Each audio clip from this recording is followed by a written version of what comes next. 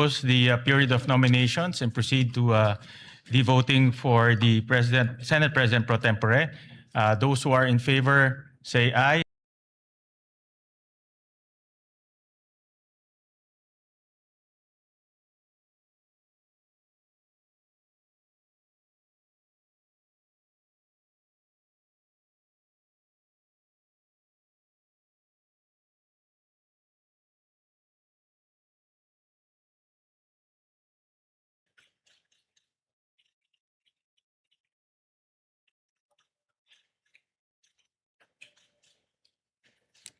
Amen. The Secretary will please call the roll. The Honorable Senator Aquino, Senator Cayetano Alan, Senator Cayetano Pia, Senator De La Rosa, Senator Ejercito, Senator Escudero, Senator Estrada, Senator Go, Senator Ontiveros, Senator Lacson, Senator Lapid, Senator Legarda, Senator Marcoleta, Senator Marcos, Senator Padilla, Senator Pangilinan, Senator Soto III, Senator Tulfo Erwin, Senator Tulfo Rafi, Senator Villanueva, Senator Villar Camille, Senator Villar Mark, Senator Zubiri, Senate President pro tempore Gatchalian. With 13 senators present, the chair declares a quorum. Mr. President. Majority Leader. Thank you, Mr. President. Mr. President, I move that we proceed with the election of the Senate President of the Philippines. I so move. Is there any objection? Hearing none, the election of the Senate President is now in order. Mr. President, I move to, if I may be able to be recognized to nominate our Senate President. Yes, we recognize the Majority Leader. Mr. President, I rise today to nominate Senate President Pro Temp Sherwin Gatchalian as the President of the Senate of the Philippines. Throughout his public service career as member of the House of Representatives, as mayor of Valenzuela City, and as senator, he has consistently proven his competence, his effective leadership, and his unparalleled work ethic. Siya nga po palagi ang nagsasara ng Senado, staying late in his office even after adjournment. As a matter of fact, Mr. President, I hear complaints from your staff that hindi na po sila nakakauwi ng disenteng oras dahil overwork daw sila, overwork. At palagi nilang tinatanong sa akin, kailan ko daw siya mahahanap ng girlfriend para makauwi daw ng mas maaga. Kaya, Mr. President, ikaw nga po daw ang sinasabi niya nagsasara ng Senado na wala na pong staff, ikaw na lang po naiiwan. And that just shows your dedication, Mr. President, on how hardworking you are in preparing for the days ahead. He has ably led some of our most demanding and time-consuming and consequential committees, namely the Committee on Energy, the Committee on Economic Affairs, the Committee on Basic Education, and most notably, the Committee on Finance. As Finance Chair, he had navigated the very challenging period in the wake of flood control scams coming into light. But he led the Finance Committee with great resolve, spearheading unprecedented initiatives to ensure accountability and transparency in the national budget. I believe that this last budget, my dear colleagues, was one of the most transparent in recent history. As a matter of fact, whatever projects that we wanted to insert or amend into the budget, we had to come up with voluminous requirements and documents coming from the agencies themselves and the receiving bodies like the LGUs. And that was the request, not just the request, it was the demand of then Finance Chair Wing Gatchalian. He's the leader that the Senate needs in this time of division and disarray, and he has done this before. I know he'll be able to rise above the fray and lead us back to our principal function, which is to attend to the work of legislation. I have every confidence that as Senate President, he'll be able to set the institution back on the right path, guided by the highest standards of service, integrity, and morality. To my colleagues, I plead, let us elect Senate President Gatchalian and let us get back to our work in this hallowed institution. Maraming salamat po, Mr. President. And maybe we don't need to put it to a vote, Mr. President. Maybe we can do it by acclamation, Mr. President. Ayes and nays would be fine. I so move, Mr. President. So, And I All move to those- close. There are no other nominees for Senate President. I move to close the period of nomination. any objection? Hearing none, the nominations are closed. Therefore, Mr. President, we'd like to Therefore- congratulate. Ye, as you said, for, Yes. to vote Ayes and will, nays. as acclamation. All those in favor of Senator Sherwin Gatchalian as Senate President of the Republic of the Philippines, say aye. Aye. All those against, say nay. The ayes have it. Senator Sherwin Gatchalian is declared Senate President of the Republic of the Philippines. May we ask Senator Gatchalian to, before that, Senator Francis Pangilinan is recognized. Yes, just for the record that the vote, having a quorum, is unanimous, Mr. President, for the record. Thank you. We place that on record. May we ask Senator Sherwin Gatchalian to ascend to the rostrum to take his oath as Senate President.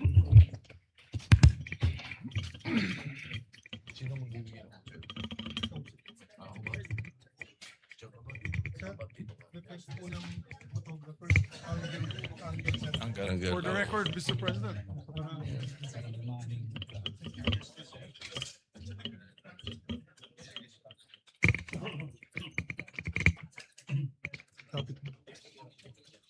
Yan po sa ilaw.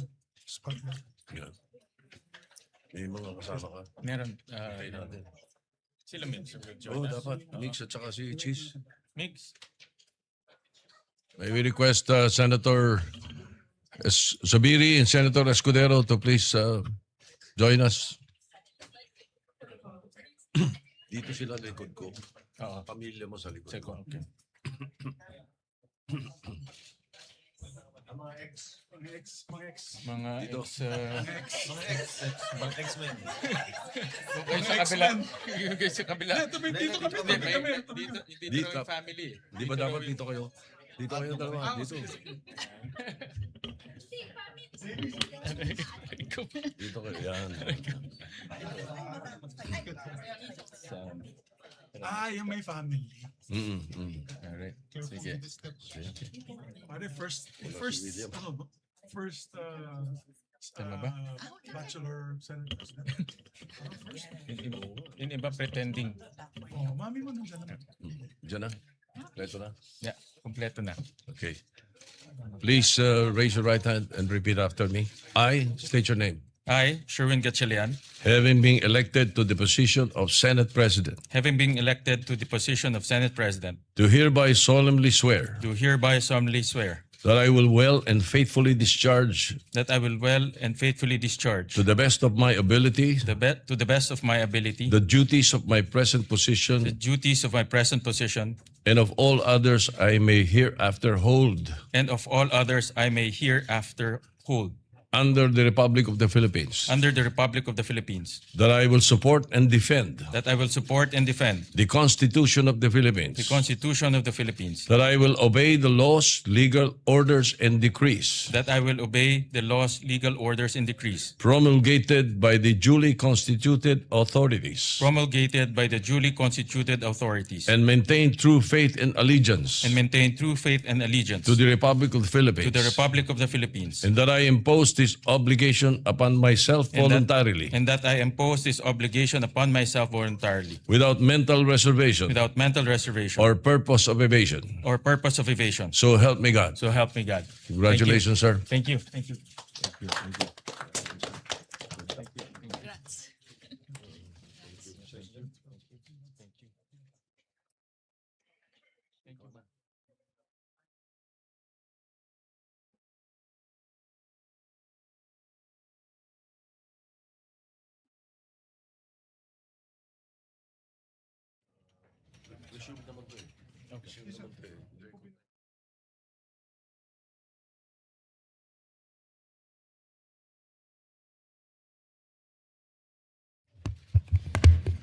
Majority Leader. Mr. President, just put on record as well that you have been ably discharging your function as Senate President Pro Temp and Acting President since your election in June 3, 2026. We'd just like to extend our congratulations on your elections as the new Senate President. Thank you very much, Majority Leader.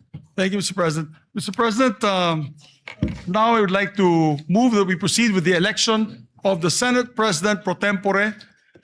I so move, Mr. President. Is there any objection? Hearing none, the election of the Senate President Pro Tempore is in order. May I ask may we recognize, Mr. President, Senator Ping Lacson for the nomination. We recognize Senator Ping Lacson. Thank you, Mr. President. With your Honor's ascension as the fourth Senate President of the 20th Congress of the Republic of the Philippines, your previous post as Senate President Pro Tempore is now officially vacant.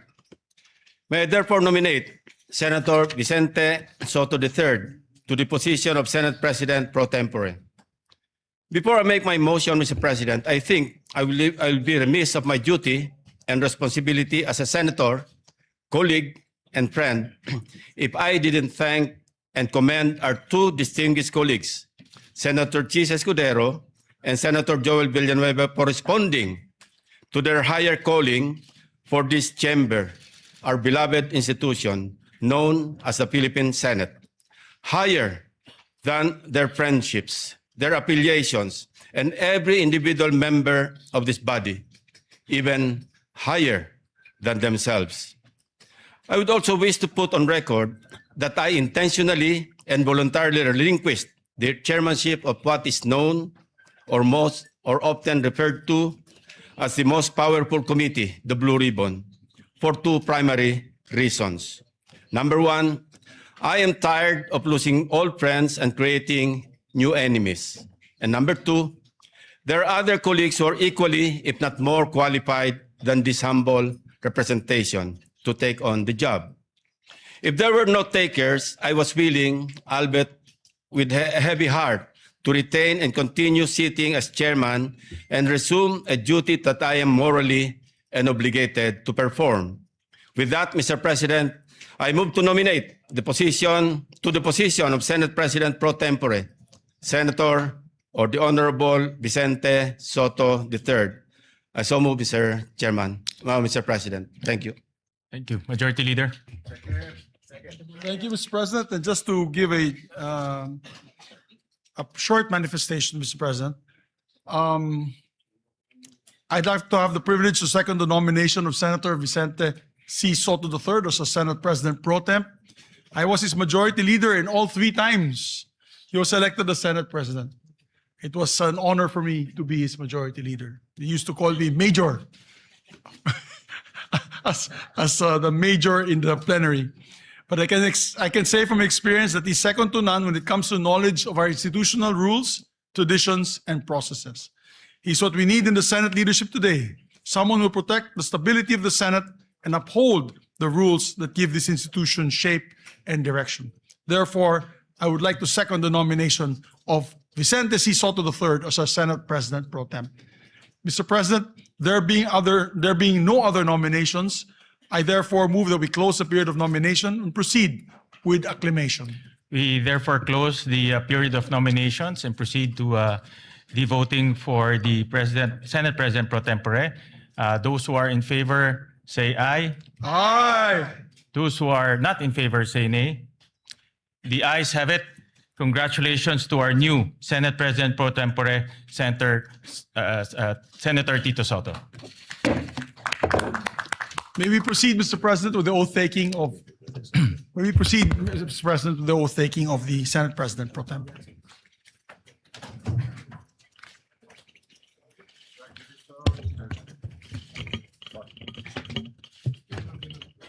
Sabi daw pang retirement position yung Senate President.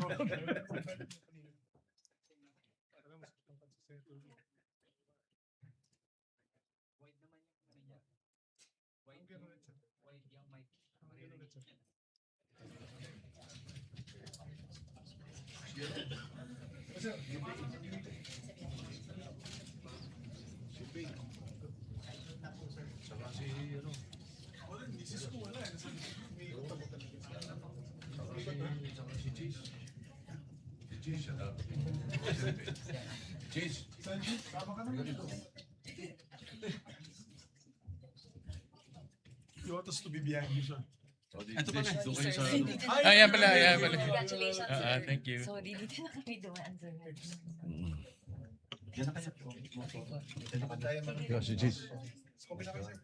Ito ka, cheese. Sa kabila. Sa kabila. Para mas maganda. Yan.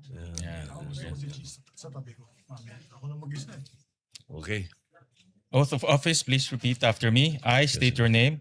I, Vicente Soto III, Having been elected Senate President pro tempore, having been elected to the position of Senate President pro tempore, do hereby solemnly swear do hereby solemnly swear that I will well and faithfully discharge, that I will well and faithfully to discharge the best of my abilities, to the best of my the abilities duties of my present position, the duties of my present position and of all others I may hereafter hold, and of all others I may hereafter hold under the Republic of the Philippines, under the Republic of the Philippines, that I will support and defend the Constitution of the Philippines, that I will support and defend the Constitution of the Philippines, that I will obey the laws, legal orders, and decrees that I will obey the laws, legal orders, and decrees promulgated by the duly constituted authorities, promulgated by the duly constituted authorities, and maintain true faith and allegiance and maintain true faith and allegiance to the Republic of the to Philippines, the Republic of the Philippines, and that I impose this obligation upon myself voluntarily, and that I impose this obligation upon myself voluntarily, without mental reservation without mental reservation or purpose of evasion. or purpose of evasion. So help me God. So help me God. Congratulations, sir. Thank you, sir. Congratulations.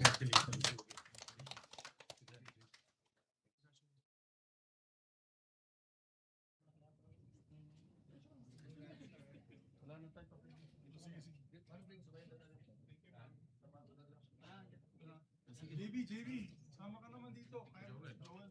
Joel din. Dating manjo.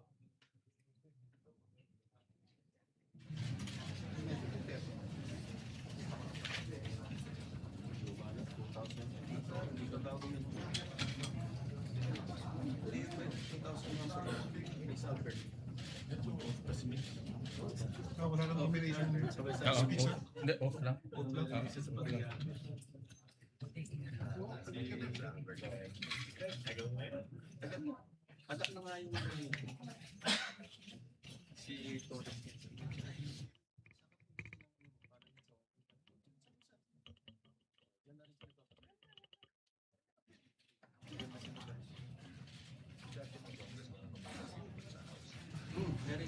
Mr. President, if I may be able to take my oath as well as Majority Leader, although I have been elected as the Chairman of the Rules Committee, but I was not able to take my oath the last June 3 meeting. Yes, we will administer the oath to Thank you very much, the Mr. Majority Leader.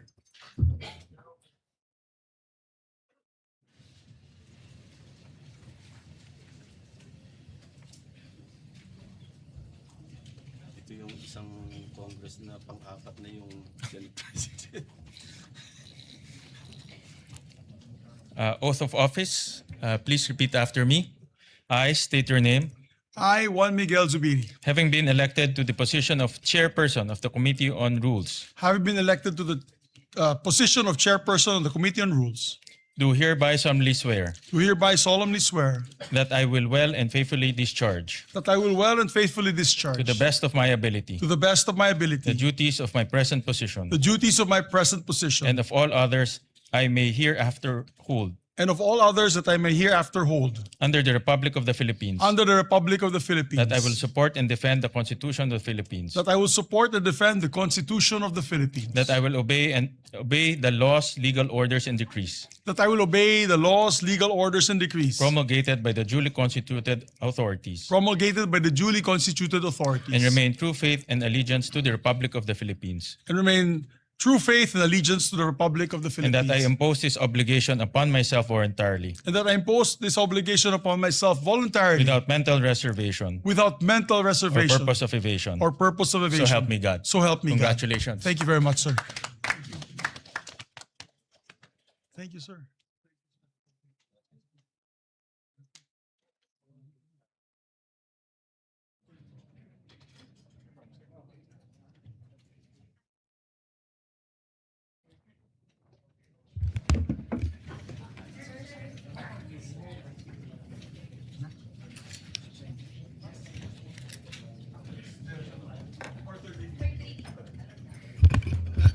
Election ng committee, ano, chairperson? Election ng committee chairperson.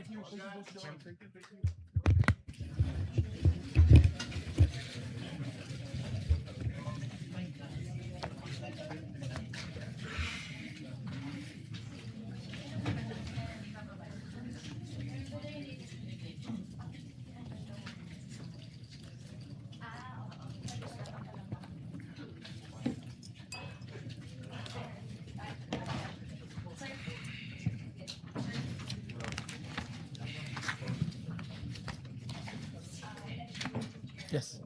Oh, do you have the list? I don't have it.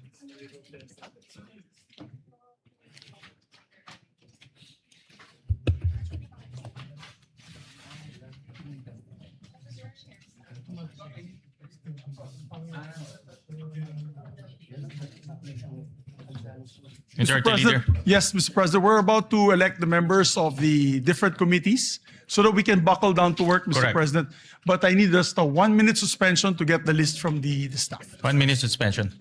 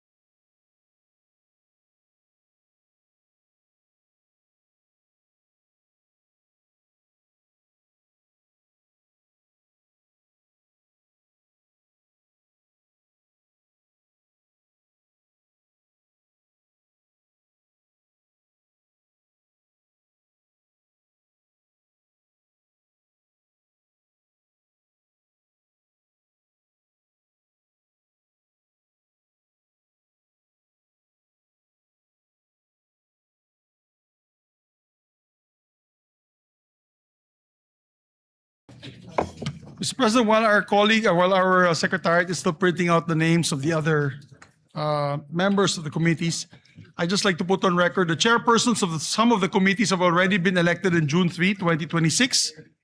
to complete the committee chairmanships and memberships, I now move to elect the following senators as chairpersons and members of the following committees. If I may, Mr. President. Go ahead, Majority Leader.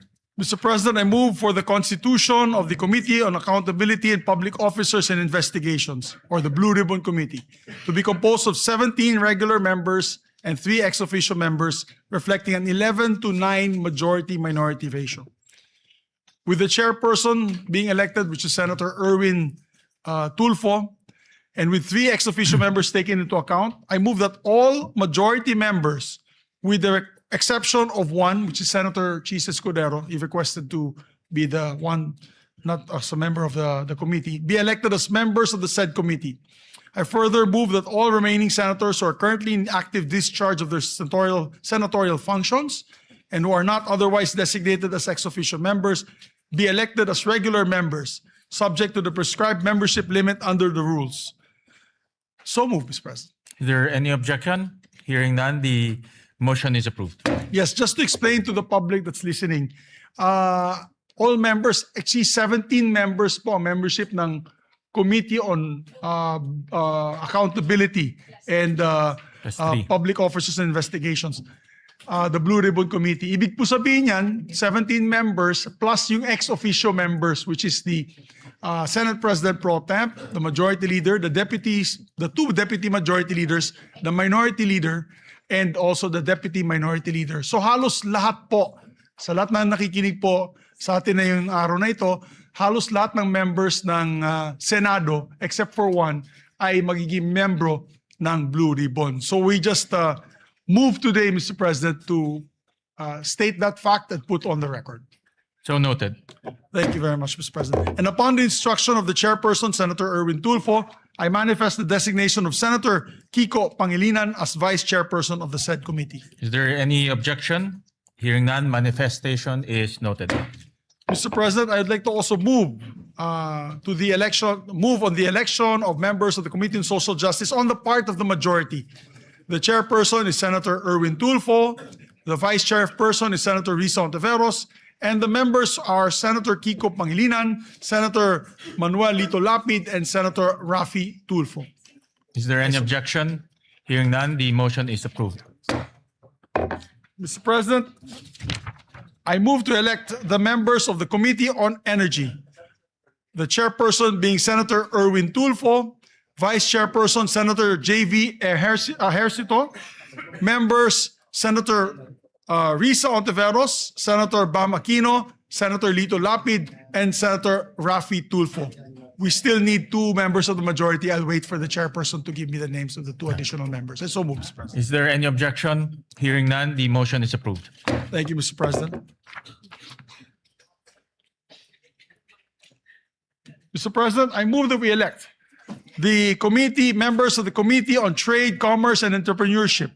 As chairperson, Senator Bam Aquino, and as members, Senator J.V. Ejercito, Senator Chis Escudero, Senator Manuel Lito Lapid, Senator Kiko Pangilinan, and Senator Raffy Tulfo.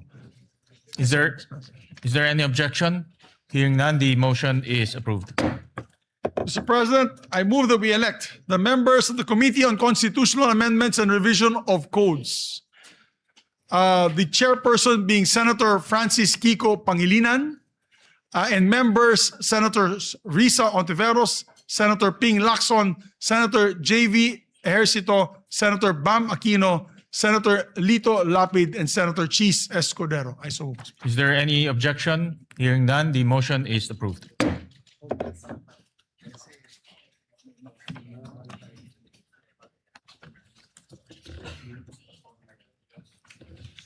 May I ask for a minute suspension, Mr. President? 1 minute suspension.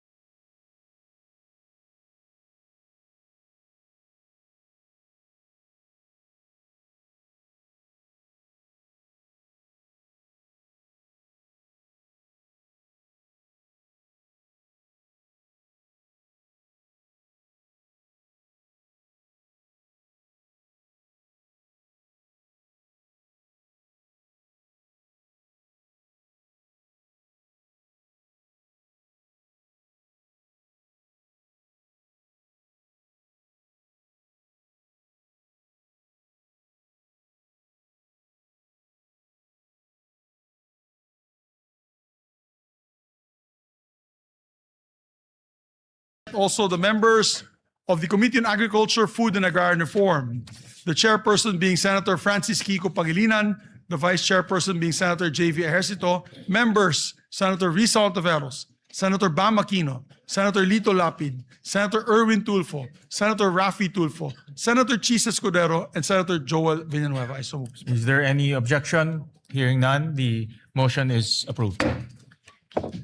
Mr. President, I move that we elect also the members of the Committee on Basic Education, the chairperson being Senator Bam Aquino, members Senator J.V. Ejercito, Senator Risa Ontiveros, Senator Lito Lapid, Senator Kiko Pangilinan, Senator Rafi Tulfo, Senator Erwin Tulfo, and Senator Joel Villanueva. I so move. Is there any objection? Hearing none, the motion is approved. And Mr. President, I also like to move to the Commission on Appointments. We'd like to elect Senators Panfilo Lacson, Senator Mig Subiri, Senator Joel Villanueva, Senator Risa Hontiveros, Senator Tito Soto, Senator Rafi Tulfo, and Senator J.V. Ejercito as members of the Commission on Appointments. Is there any objection? Hearing none, the aforementioned senators are hereby elected. Thank you, Mr. President. I would like to also move to elect Senators Bam Aquino, Senators Kiko Pangilinan, Senator Lapid, and Senator Escudero as members of the Senate Electoral Tribunal. I Is there so any move. objection? Hearing none, the aforementioned senators are hereby elected. Thank you, Mr. President. May I just ask for another minute suspension? 1 minute suspension.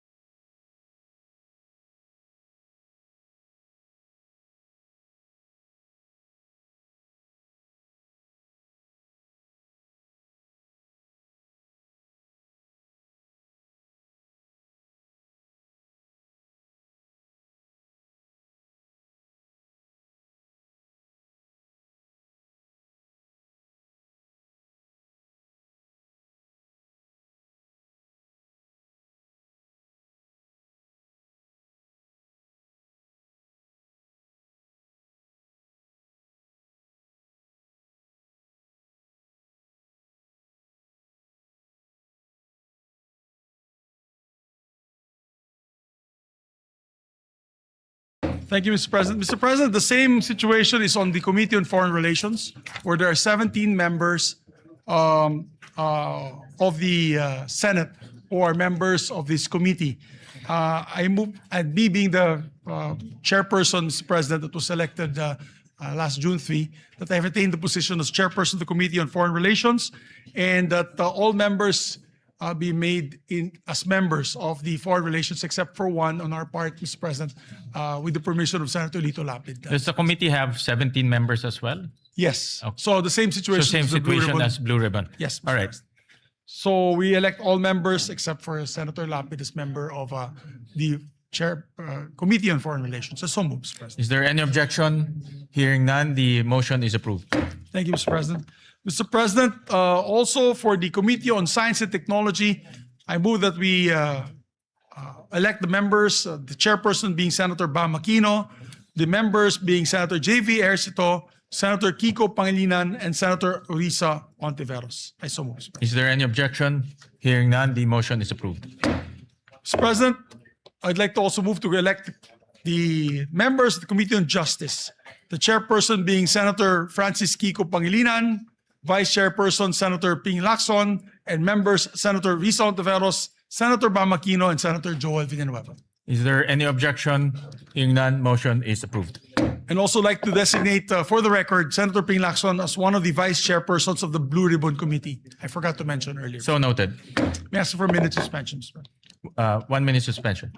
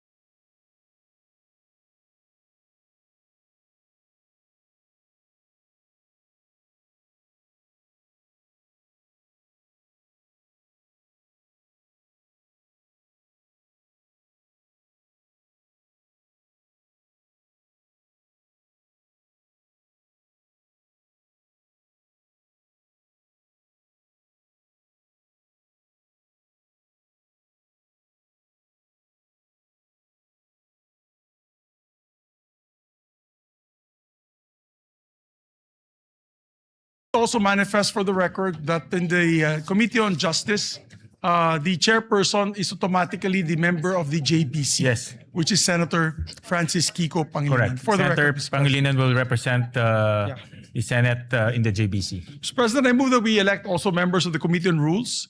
Mr. President, I move that we elect Senator J.V. Ejercito, Senator Ping Lacson, Senator Kiko Pangilinan, Senator Erwin Tulfo, and Senator Joel Villanueva as members of the Rules Committee. Mr. Is President. there any objection? Hearing none, the motion is approved. Thank you, Mr. President.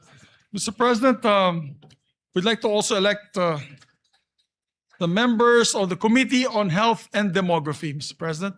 For the record, the chairperson is Senator Risa Ontiveros, Vice Chairperson Senator J.V. Ejercito, and the members, part of the majority, Senators Bam Aquino, Senators Kiko Pangilinan, Senators Raffy Tulfo, Senator Erwin Tulfo, and Senator Ping Lacson. Is there any objection? Hearing none, motion is approved.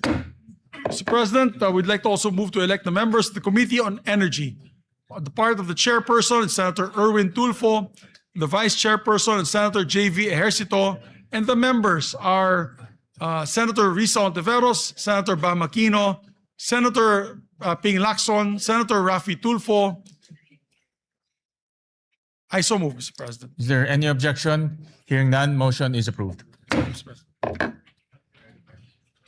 Mr. President, we'd like to also put on record the members of the Committee on Finance, Mr. President. Of course, the Committee on Finance is headed by the chairperson, Senator J.V. Ejercito. And with respect to the committee, each committee is composed of 20 members. So I move that all senators, with the exception of the Senate President and those serving in an ex officio capacity, be elected and designated as regular members of both committees. I so move, Mr. President. Is there any objection? Hearing none, the motion is approved. Mr. President, I'd like to also elect the members of the National Defense, Security and Peace and Unification and Reconciliation Committee, Mr. President. The chairperson is Senator Tito Soto, our Senate President pro tempore. And same with the Finance Committee. There are 20 members. So I move that all senators, with the exception of the Senate President, those serving in an ex officio capacity, be elected and designated as members of the National Defense Committee. I so move, Mr. Is President. there any objection? Hearing none, motion is approved. There's a request of course, there's a request by our chairperson that Senator Ejercito, J.V. Ejercito, and Senator Lacson be elected as the vice chairperson of the said committee. So noted. Mr. President, I move that we elect the members of the Women and Children Committee, Committee on Women and Children. The chairperson, of course, is Senator Risa Ontiveros. The vice chairperson is Senator J.V. Ejercito. And Senator Bam Aquino, Senators Kiko Pangilinan, Senator Erwin Tulfo, and Senator Ping Lacson. I so move, Mr. Is President. there any objection? Hearing none, motion is approved. Mr. President, I move to elect the following members as the members of the Committee on Ways and Means. This chairperson is Senator Bam Aquino, and the members are Senator Pia Ontiveros, Senator Kiko Pangilinan, Senator Chis Escudero, Senator Erwin Tulfo, Senator Raffy Tulfo, and Senator Joel, what did I say? Risa Ontiveros. What did I say? Ay, nako, wala pa si Pia, hindi pa siya senator.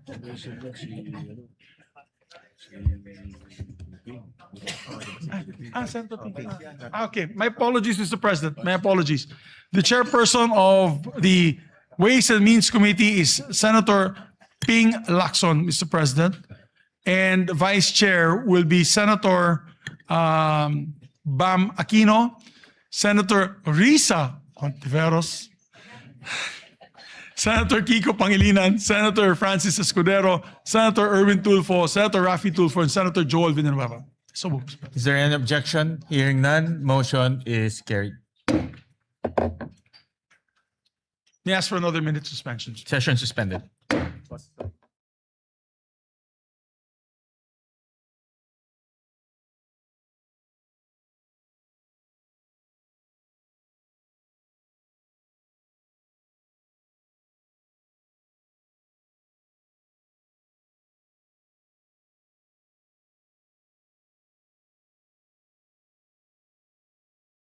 Approved. Mr. President, I move that we elect the members of the Committee on Ethics and Privileges. The chairperson being Senate President Pro Tem Tito Soto, Vice Chairperson Senator Pangilinan, members Senator Raffy Tulfo, and Senator Lacson. Is there any objection? Hearing none, motion is approved. I move that we elect members of the Committee on Public Services, Mr. President. The chairperson is Senator Raffy Tulfo, the Vice Chairperson, Senator J.V. Ejercito, and Vice Chairperson, Senator Bam Aquino. Members, Senator Lito Lapid, Senator Risa Ontiveros, Senator Kiko Pangilinan, Senator Erwin Tulfo. I so move, Mr. President. Is there any objection? Hearing none, motion is approved. Mr. President, I move that we elect the members of the Committee on Local Government.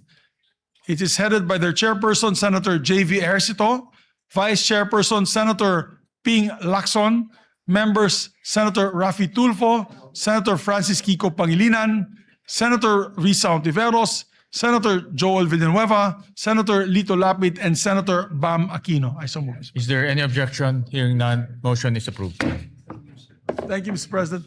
Mr. President, I move that we elect the members of the Committee on Migrant Workers, headed by Senator Raffy Tulfo, Vice Chairperson Senator Joel Villanueva, members Senator Lito Lapid, Senator Erwin Tulfo, Senator Bam Aquino, Senator Risa Ontiveros, Senator J.V. Ejercito, and Senator Kiko Pangilinan. I so move. Mr. Is there any objection? Hearing none, motion is approved.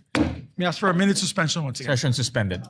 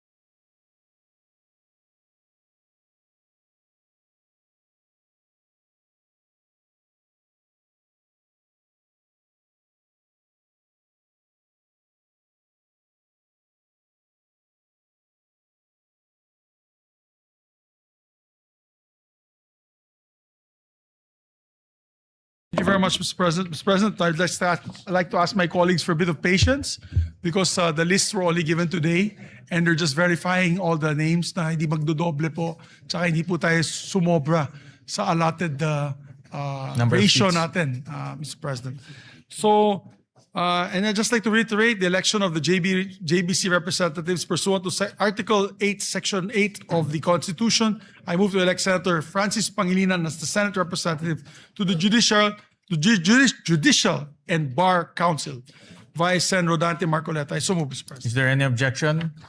Hearing none, Senator Francis Pangilinan is hereby elected to the JBC. Mr. President, I move that we elect, or rather, I move that we retain Senator Joel Villanueva as chairperson of the Committee on Higher Education.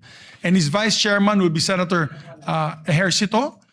Members, Senator Bam Aquino, Senator Kiko Pangilinan, Senator Raffy Tulfo, and Senator Escudero. I so move, Mr. President. Is there any objection? Hearing none, motion is approved. And I'd like to make a correction. In the Committee on Games, it's not Senator Raffy Tulfo who's the vice chairperson. It is Senator Erwin Tulfo. So noted. My apologies to the chairperson. As regards to the CA membership, Mr. President, for the record, that this representation and that of Senator Soto are vice. We replace Senators Lito Lapid and Senator Mark Villar respectively for the record, Mr. President. Yeah, so noted. Mr. President, we'd like to also elect the members of the Committee on Labor. Chairperson Senator Joel Villanueva, Vice Chairperson Senator J.V. Ejercito, and members Senator Raffy Tulfo, Senator Erwin Tulfo, Senator Bam Aquino, Senator Risa Ontiveros, Senator Pangilinan, and Senator Escudero, Mr. President. Is there any objection? Hearing none, motion is approved. And Mr. President, I move to formally elect as well my deputy majority floor leaders. We'd like to elect and move to elect Senators JV Ejercito as my senior Deputy Majority Leader, who one day in the near future will become the Majority Leader, I hope, after his job in the Finance Committee, and this representation will just retire. We'd like to also elect, Mr. President, our former Majority Leader, Senator Joel Villanueva, as Deputy Majority Floor Leader. Is there any objection? Hearing none, motion is approved. Thank you very much, Mr. President. May I ask for another minute suspension? Session suspended.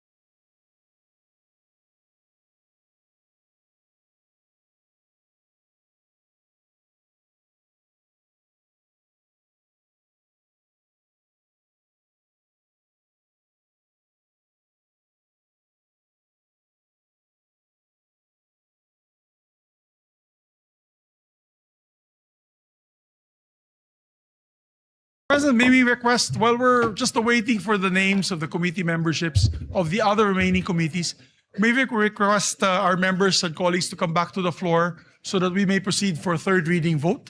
And then the adoption of the resolution on Mindanao that will be authored by Senator Joel Villanueva. So may we just ask our members to please proceed to the plenary for a third reading. Fine.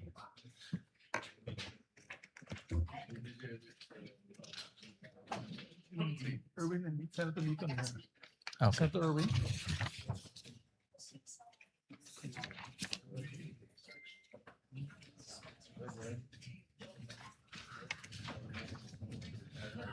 So, Mr. President, I move that we consider on third reading several bills, printed copies of which have been electronically distributed to the senators on May 25 and May 26, 2026, in compliance with the 3-day rule of the Constitution. With that, Mr. President, I move to consider on third reading Senate Bill number 2092. This is the bill declaring waling-waling as our national orchid, Mr. President. I so move. Is there any objection? Hearing none, the consideration of Senate Bill number 2092 on third reading is in order. The Secretary is directed to read the title of the bill. An act declaring the waling-waling Vanda sanderiana as the national orchid of the Philippines. And proceed with the roll call vote. Roll call vote. Senator Aquino, Senator Cayetano Alan, Senator Cayetano Pia, Senator De La Rosa, Senator Ejercito, Senator Escudero, Senator Estrada, Senator Go, Senator Ontiveros, Senator Lacson, Senator Lapid, Senator Legarda, Senator Marcoleta, Senator Marcos, Senator Padilla, Senator Pangilinan, Senator Soto, Senator Tulfo Erwin, Senator Tulfo Rafi, Senator Villanueva, Senator Villar Camil, Senator Villar Mark, Senator Zubiri, Yes. Senate President Gatchalian. Yes. With 13 affirmative votes, 0 negative votes, 0 abstention, SB number 2092 is approved on third reading. Thank you, Mr. President. Mr. President, I move to consider third reading House Bill number 6639. This is the bill granting Philippine citizenship to Benny Boatwright III. I so move. Is there any objection? Consideration of House Bill number 6639 on third reading is in order. The Secretary is And directed. before we proceed with the voting, Mr. President, I would just like to put on record, they were here 3 days straight in the last, before we ended the session, and I think they're back onto training. So I think it's okay that we elect them in absentia because they deserve it, Mr. President. They were here 3 days before we ended session. Correct. In fairness to them, they were here present Yes, physically both- for 3 both, days. members, it's not both, their fault that gentlemen. Their citizenship was not considered last time, and I understand that they're now undergoing training and representing the country. Yes, Senator Kiko Pangilinan is recognized. That is correct, Mr. President. They were here, a sponsor of the measure. They were here every day and witnessed the proceedings or the lack of proceedings. But then we will make arrangements, Mr. President, that when we convene for the SONA, or perhaps that week of the SONA, that they come and visit us here in plenary, Mr. President. Both Benny Boatwright and Matt Ramos, Mr. President. And we take note of that. So we move to proceed with the roll call vote, Mr. President. The Secretary is directed to read the title of the bill and proceed with the roll call vote. An act granting Philippine citizenship to Benny Francois Boatwright III. Roll call vote. The Honorable Senator Aquino, Senator Cayetano Alan, Senator Cayetano Pia, Senator De La Rosa, Senator Ejercito, Senator Escudero, Senator Estrada, Senator Go, Senator Tiveros, Senator Lacson, Senator Lapid, Senator Legarda, Senator Marcoleta, Senator Marcos, Senator Padilla, Senator Pangilinan, Senator Soto, Senator Tulfo Erwin, Senator Tulfo Rafi, Senator Villanueva, Senator Villar Camil, Senator Villar Mark, Senator Zubiri, Senate President Gatchalian. With 13 affirmative votes, 0 negative votes, 0 abstentions, House Bill number 6639 is approved on third reading. Thank you, Mr. President. Mr. President, move to consider as well for third reading vote House Bill number 6644, the bill granting Philippine citizenship to Matthew James Ramos. I so move, Mr. President. Is there any objection? Hearing none, consideration of House Bill number 6644 on third reading is in order. The Secretary is directed to read the title of the bill and proceed with the roll call vote. An act granting Philippine citizenship to Matthew James Ramos. Roll call vote. Senator Aquino, Senator Cayetano Alan, Senator Cayetano Pia, Senator De La Rosa, Senator Ejercito, Senator Escudero, Senator Estrada, Senator Go, Senator Antiveros, Senator Lacson, Senator Lapid, Senator Legarda, Senator Marcoleta, Senator Marcos, Senator Padilla, Senator Pangilinan, Senator Soto, Senator Tulfo Erwin, Senator Tulfo Rafi, Senator Villanueva, Senator Villar Camil, Senator Villar Mark, Senator Zubiri, Senate President Gatchalian. Yes. With 13 affirmative votes, 0 negative votes, 0 abstentions, House Bill number 6644 is approved on third reading. Thank you very much, Mr. President. Congratulations to the authors and sponsors of the three measures. Mr. President, I move that we dispense with the reading of the journals of the 68th and 69th session, May 26 and June 3, 2026, and consider the same as approved. Is there any objection? Hearing none, the motion is approved. Mr. President, now we take up a very important measure that our dear colleague, distinguished former majority leader, had filed. I move that we consider proposed Senate Resolution number 447, and this is a resolution urging adequate funding for Mindanao earthquake relief and rehabilitation. I so move, Mr. President. Is there any objection? Hearing none, the motion is approved. Mr. President, I move that we recognize a distinguished former majority floor leader, our deputy majority floor leader, no other than our distinguished colleague from Bulacan, Senator Joel Villanueva. We recognize the distinguished gentleman from Bulacan. Thank you very Senator much, Villanueva. Mr. President, our distinguished majority leader. Mr. President, distinguished colleagues, it is an honor to rise before this august chamber to sponsor proposed Senate Resolution number 447, urging the national government to ensure adequate funding and resources for the relief, rehabilitation, reconstruction, and recovery of communities devastated by the recent earthquake in Mindanao. Ginoong Pangulo, ang usapin po natin ngayon ay hindi lamang tungkol sa pondo. Ito po ay tungkol sa mga buhay na winasak ng lindol at sa ating tungkulin na tulungan ang ating mga kababayan na muli pong makabangon. Noong pong 8 ng Hunyo, isang magnitude 7.8 na lindol ang tumama malapit sa Sarangani Province. Sa loob lamang po ng ilang minuto, nagbago ang buhay ng daang-daang libong Pilipino. As of June 16, at least 68 lives have been lost. More than 1,000 have been injured and over 30 remain missing. Mahigit 1 milyong individual o higit 330,000 families ang naapektuhan, habang halos 19,000 pa rin ang nananatili sa evacuation centers. Ngunit higit pa po sa mga numerong ito ay ang mga kwento ng ating mga kababayan, mga pamilyang nawalan ng tahanan, mga batang hindi makapasok sa paaralan, mga manggagawa, mga magsasaka, mga mangingisda na nawalan ng kabuhayan at mga pamilyang nagdadalamhati sa pagkawala ng kanilang mahal sa buhay. Mr. President, Mindanao is a pillar of our national economy. Ito po ay mahalagang pinagmumulan ng pagkain, produktong agrikultura at yamang dagat. Kapag naapektuhan po ang Mindanao, nararamdaman po ito ng ating buong bansa. Initial assessments estimate at least 1.13 billion pesos in damage to public and private infrastructure. And that figure is expected to rise, Mr. President, as assessments continue.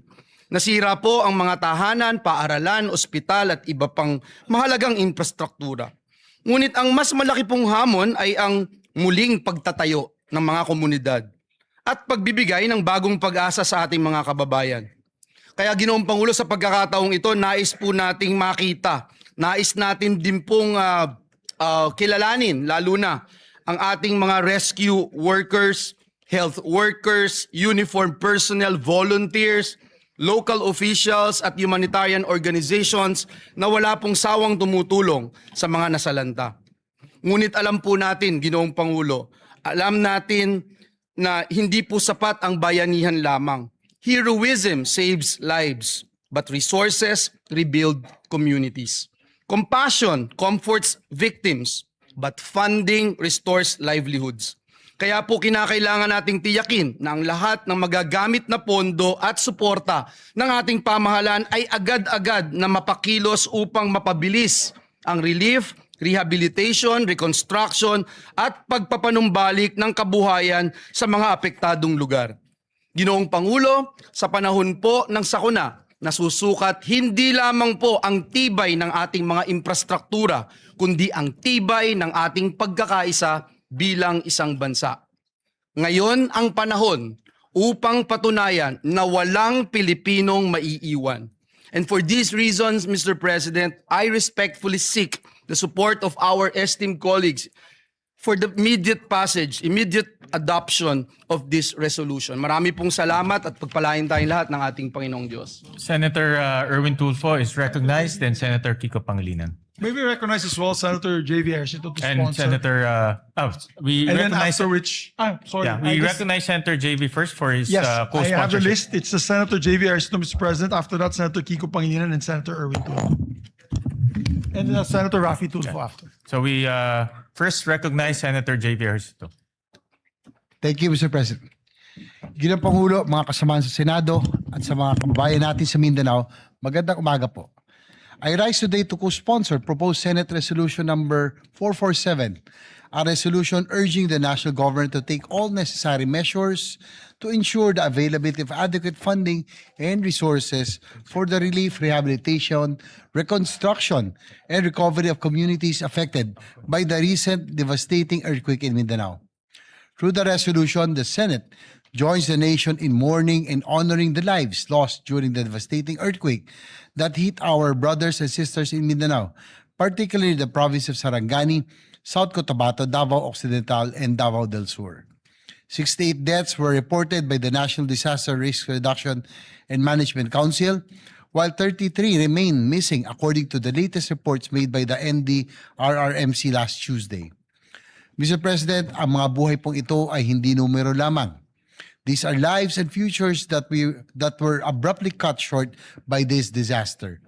Ang bawat isa sa kanila ay may pangalan, mayroong kwento, mayroong pangarap, at may mga mahal sa buhay na naiwan. Sila ay mga anak, asawa, kapatid, kaibigan, at mga mahal nating mga kababayan. Nakapanlulumo po ang mga larawan at video na nakita natin online.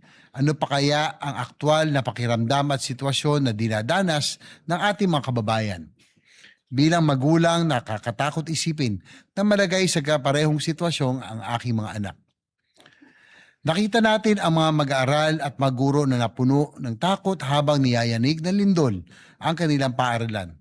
Nakita natin ang ilan nating kababayan na wala nang magawa kung hindi.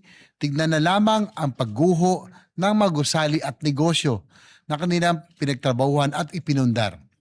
Bukod sa mga buhay na nasayang, maraming bahay ang nasira at maraming kabuhayan ang naapektuhan at nawala. Mr. President, this tragedy is a painful reminder that the country is so vulnerable to disasters and calamities, and that we have so much work to do in terms of disaster preparedness. Lalo na nating nakita ang kahalagan ng matatag na infrastruktura at sistema ng pagpaplano sa pagsasaayos ng ating mga komunidad. Resilience should not just be expected from our constituents, but should mean that our infrastructure systems and responses can withstand the wrath of nature. Sa ilalim ng liderato ni Senate President Win Gatchalian, mabilis na nakapag-abot ng paunang tulong ang Senado sa mapektadong komunidad.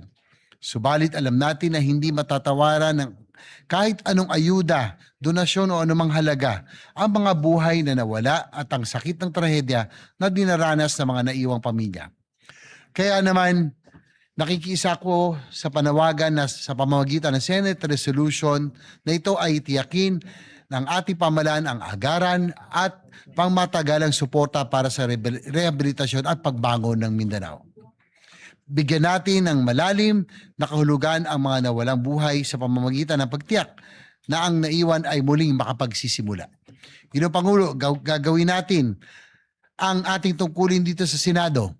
Bilang inyong bagong halal na chairman ng Committee on Finance, titiyakin natin na mayroong nakalaang suporta upang maibalik ang kaayusan, seguridad at dignidad ng pamumuhay ng mga kapatid natin sa Mindanao na lubhang naapektuhan ng sakuna.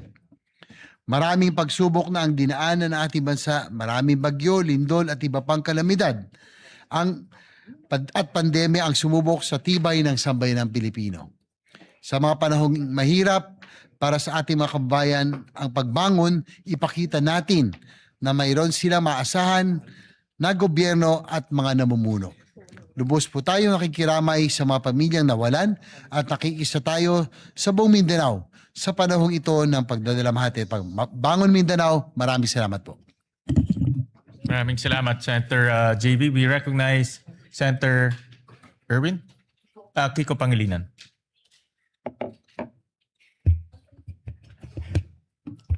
Thank you, Senate President Gatchalian. Dear colleagues, I rise to co-sponsor Senator Joel Villanueva's Senate Resolution number 447. In times of calamity, the Senate must speak as one. I commend Senator Joel Villanueva for his quick thinking and swift leadership on this resolution, which reflects the Senate's shared duty to help Mindanao recover, rebuild, and prosper. Strategic national priority ang mabilis at tuloy-tuloy na pagbangon ng Mindanao mula sa lindol noong Hunyo 8. Bakit? Dahil nasa Mindanao ang humigit kumulang 1/3 na pinakamahihirap nating mga kababayan, habang 40% ng food supply ng ating buong bansa ay galing dito. Pinakamalawak na produkto ng nyug, pinakamalawak na coconut farm sa buong Pilipinas ay nasa Mindanao. 40%, 30% of the national food trade comes from Mindanao. Food basket ng Pilipinas ang Mindanao. It is also one of our most dynamic growth frontiers. Maraming mga tahanan, paaralan, ospital, kalsada, tulay, mga sistema ng kuryente at tubig at iba pang mahalagang infrastruktura ang nasira sa Davao Region at Soc-Sargen. Kung hindi ito agad-agad at sapat na matutugunan, mas lalaki ang pinsalang dulot sa agrikultura, pangingisda, logistics at mga lokal na negosyo. Tatagal ang paghihirap ng mga apektadong pamilya at malalagay rin sa alanganin ang pambansang seguridad sa pagkain at katatagan ng ating ekonomiya. Ang Senate Bill number 2259 ng inyong lingkod naglalaan ng 15 billion pesos in supplemental funding. Nilalayon nito na maibalik ang mahahalagang serbisyong pampubliko, maisaayos at tatag ang mga kritikal na pasilidad at maibangon ang kabuhayan ng ating mga magsasaka, mangingisda, manggagawa, maliliit na negosyo, lahat lubhang apektado ng lindol.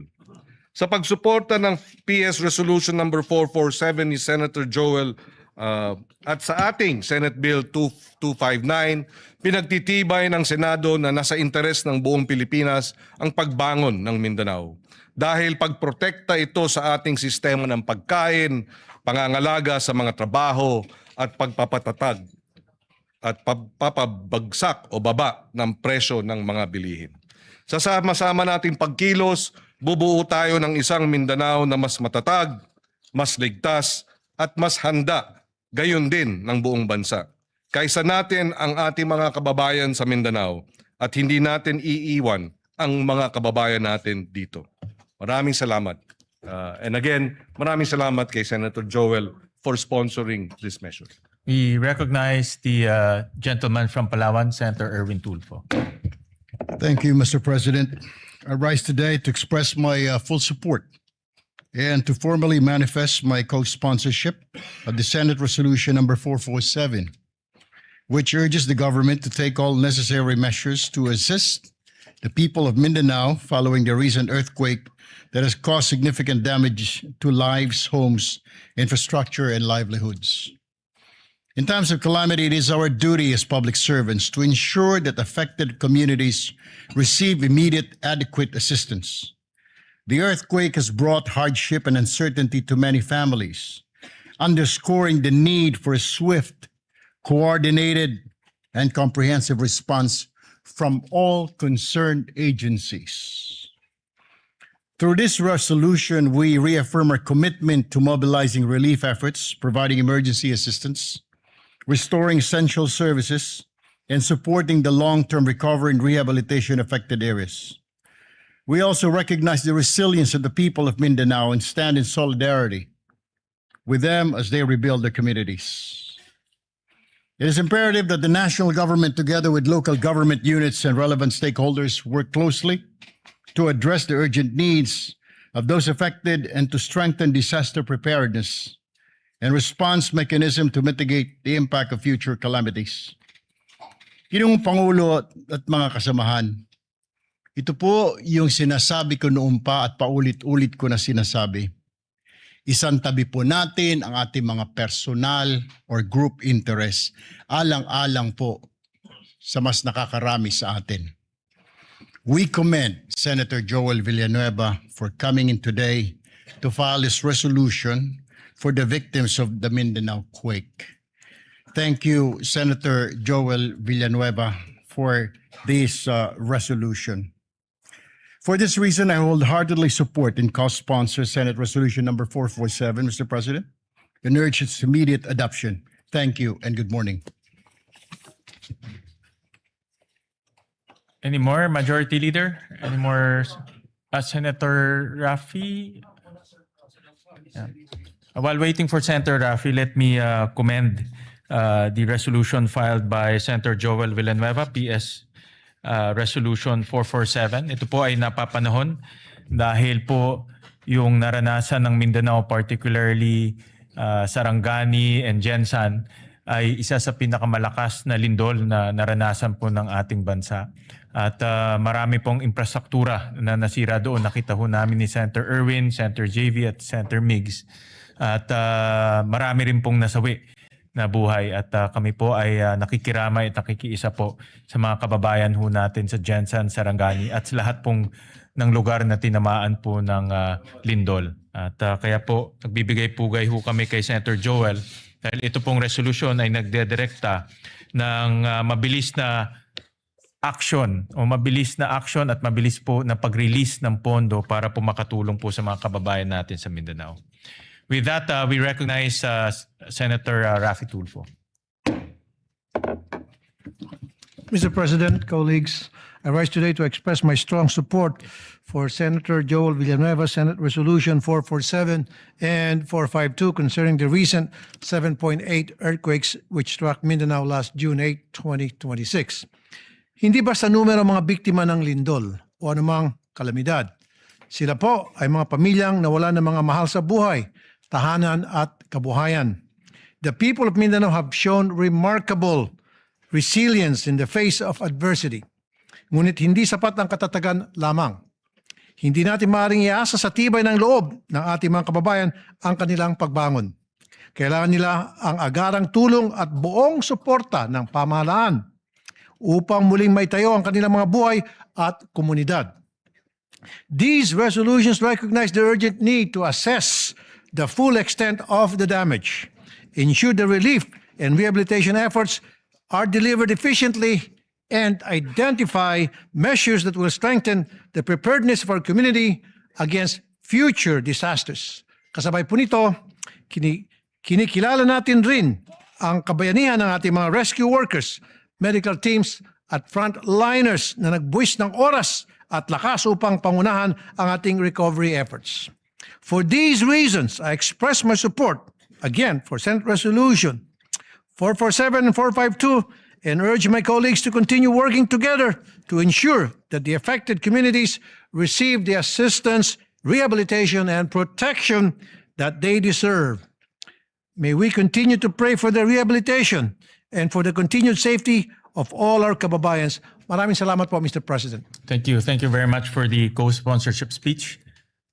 Majority Leader, any more Thank you very much, Mr. co-sponsorship? President. With that, no other members wish to sponsor the measure. I move that all members present be made co-sponsors, Mr. President. Is there any objection? Hearing none, motion is approved and all senators are made co-sponsors of this bill. Yes, Mr. President. Those are present today. Mr. President, I move that we adopt proposed Senate Resolution number 447. I so move, Mr. Is President. there any objection? Hearing none, proposed resolution 447 is hereby adopted, subject to style. Thank you, Mr. President. And we would like to thank Senator Joel Villanueva for filing this measure.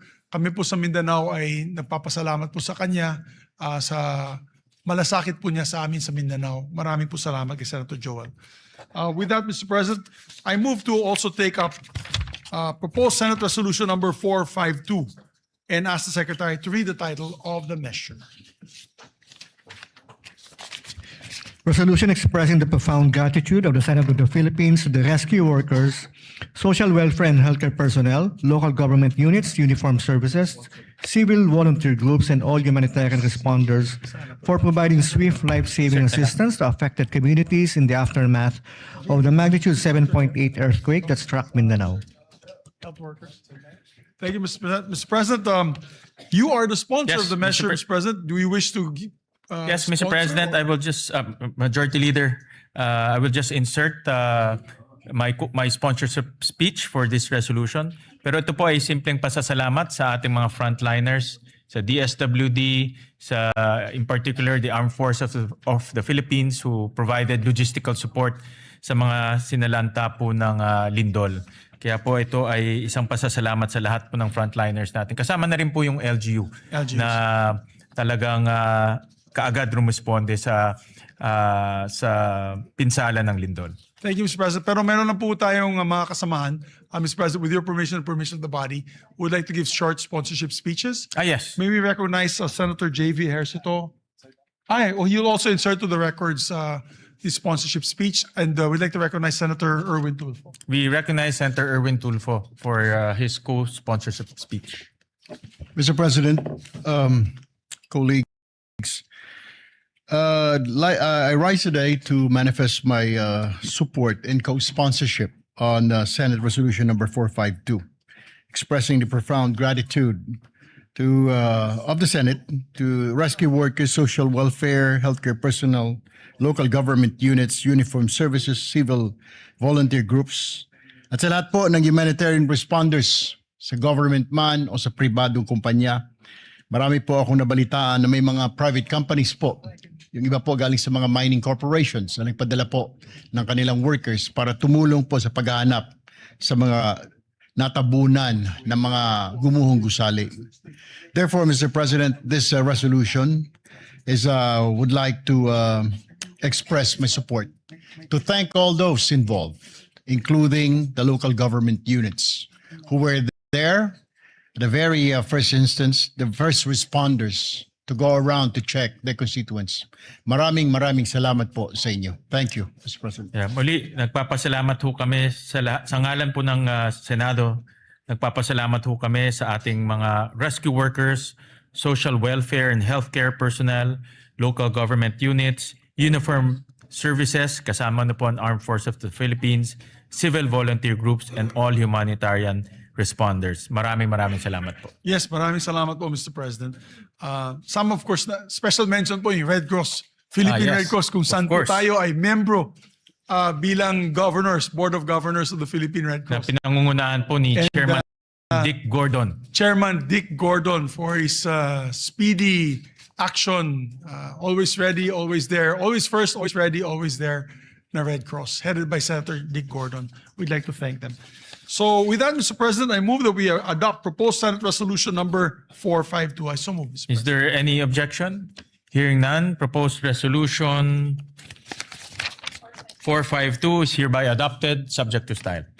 Thank you very much, Mr. President. Mr. President, we have a few bills that we can take up on the floor. Maybe we can just take this up already. We have to show our kababayans that we are working. We are going to pass several measures today.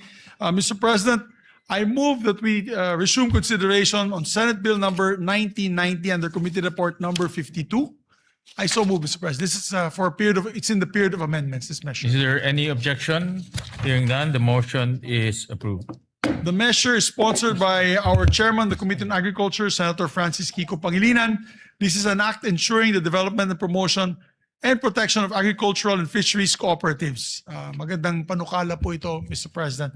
I move that we recognize the sponsor and we'll also recognize Senator I will introduce his. He already gave the amendment. Yes. So the amendments of Senator Joel are already with Senator Pangilinan. May we recognize the good sponsor, Mr. President? We recognize the gentleman from Pampanga, Senator Kiko Pangilinan. Thank you, Mr. President. Thank you, Majority Leader.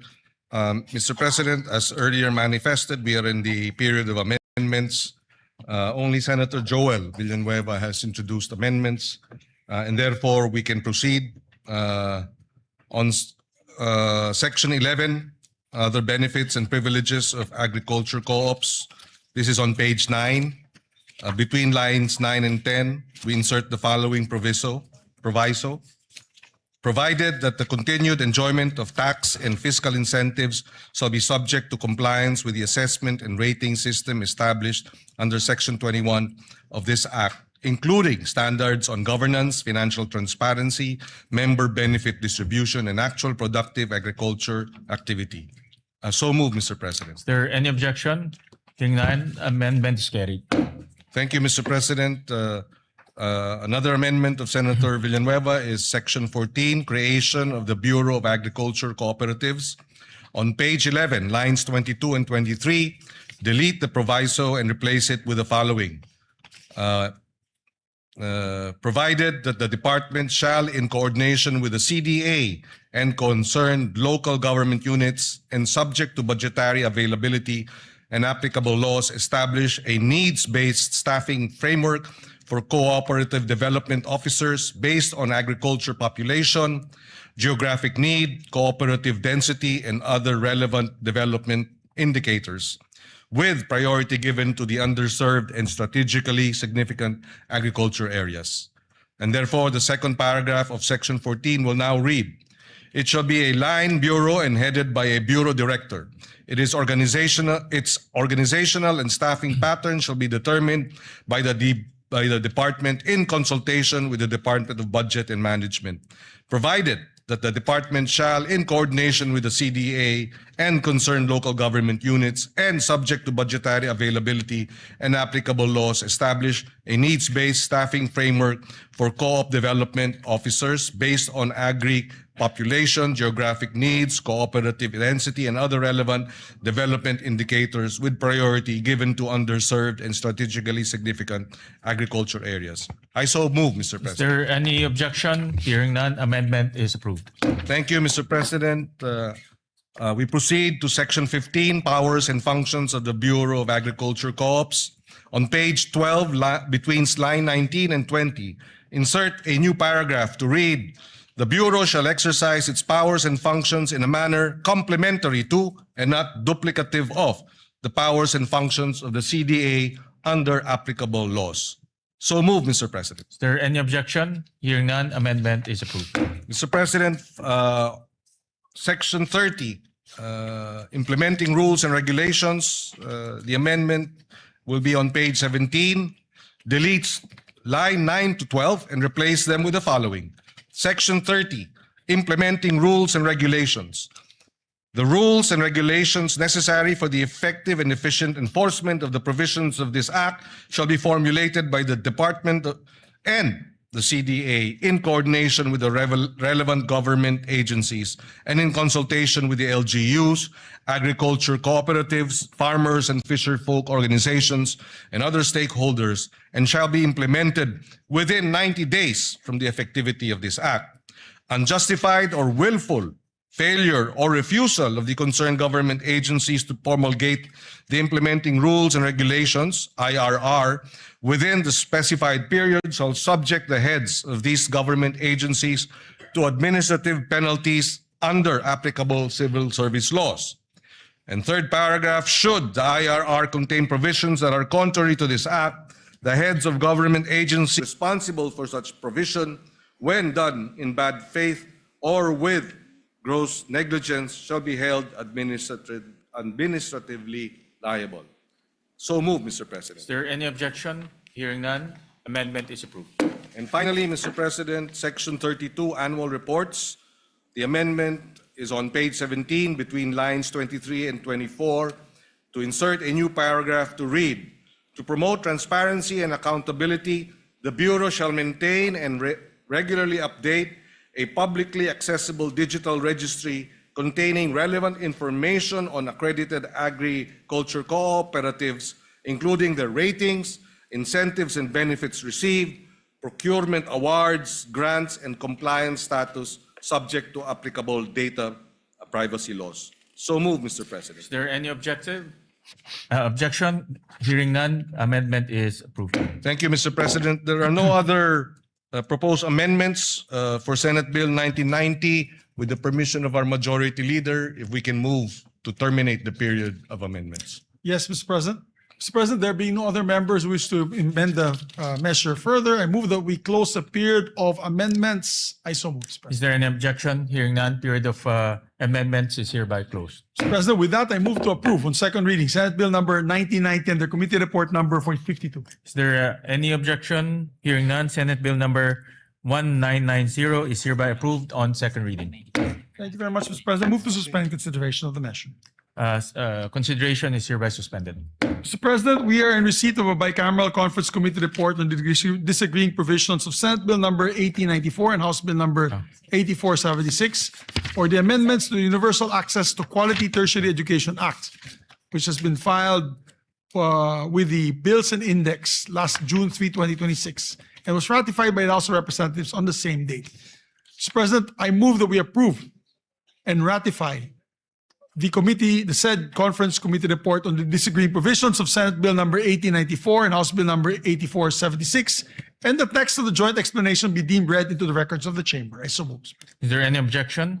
Hearing none, the motion is approved. The conference committee report is approved and ratified. Thank you very much, Mr. President. And Mr. President, yes, Mr. President.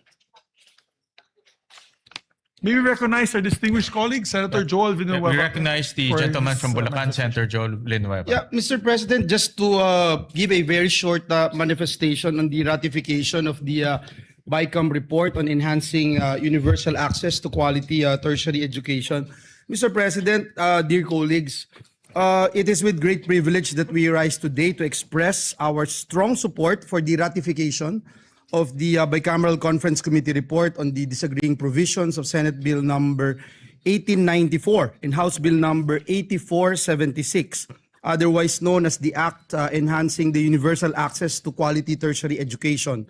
We again extend our warmest gratitude to our fellow conferees in the Senate and our counterparts in the House of Representatives, especially Chairperson Lauren Legarda. As one of the co-authors one of the authors and co-sponsors of this particular measure, Mr. President, we welcome the improvements introduced to this legislation and remain hopeful that these amendments will further strengthen RA number 10931, or the Universal Access to Quality Tertiary Education Act. More importantly, we trust that these reforms will remain faithful to the original spirit and intent of the law, a landmark measure that we, together with some of our colleagues here, including our Senate President, envisioned during its passage to make higher education more accessible to every deserving Filipino learner, especially those who face the greatest economic barriers. This measure responds directly, Mr. President, to that challenge by granting prioritization of eligibility to the tertiary education subsidy for enrolled students from the 4Ps or Pantawid Pamilyang Pilipino program households in recognized higher education institutions and technical vocational institutions.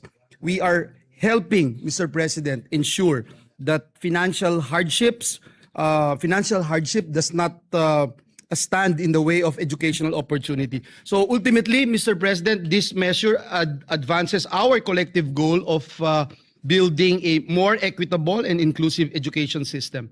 It strengthens the country's commitment to supporting learners not only in gaining access to tertiary education, but also in successfully completing it and realizing their full potential. Again, Mr. President, for these reasons, we wholeheartedly support the ratification of this BICAM report. Maraming salamat, Ginoong Pangulo. At, Thank God you. bless Thank us you, all. Senator Joel Villanueva. Thank you very much, sir, Deputy Majority Floor Leader. Thank you, sir. With that, I move to consider Senate Bill number 1991 and the committee report number 53. I so move, Mr. Is President. there objection? Hearing none, the motion is approved. This is an act strengthening the National Agriculture and Fisheries Extension System to accelerate agriculture and fisheries development, Mr. President. The sponsor of this measure is Senator Kiko Pangilinan, and maybe recognize the sponsor and to amend Senator Joel Villanueva. Yeah, we recognize the sponsor, Senator Kiko Pangilinan, and Senator Joel for his amendments. Thank you, Mr. President. If I may, Mr. President, with the permission of our chairperson, on page 5, this representation would like to propose that we delete lines 24 and 25 and replace them with the following.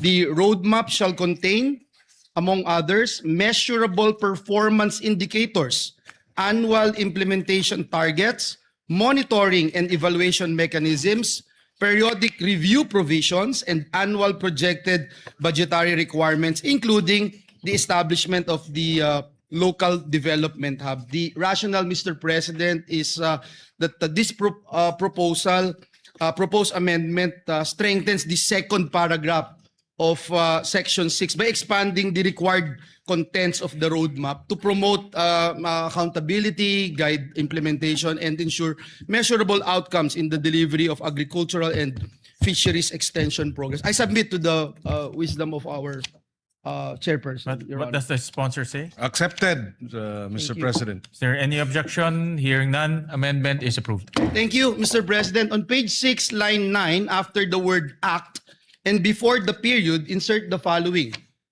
And other applicable laws, and without diminution of vested rights, benefits, and security of tenure of affected personnel. So the paragraph, Mr. President, will now read as follows. The Secretary is also authorized to reorganize the department's internal offices to determine if existing ones, in the interest of economy and efficiency, need to be integrated into the establishment of the BAX, subject to the provisions of Republic Act number 12231 or the Government Optimization Act and other applicable laws, and without diminution of vested rights, benefits, and security of tenure of affected personnel. I so move, Mr. President, if it is acceptable to our What dear does the colleagues. sponsor say? Wholeheartedly accepted, Mr. President. Is there any objection? Hearing none, amendment is approved.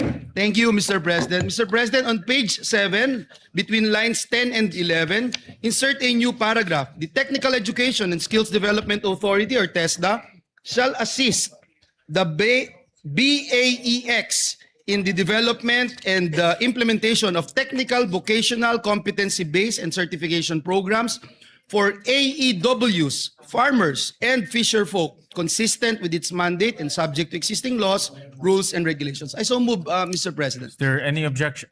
What does the sponsor say? If it is accepted. Yes, being the test naman, Mr. President, we accept fully and wholeheartedly this amendment. Any objection? Hearing none, the amendment is approved. Thank you again, Mr. President, to our sponsor. On page 10, line 14, after the period, insert the following sentence.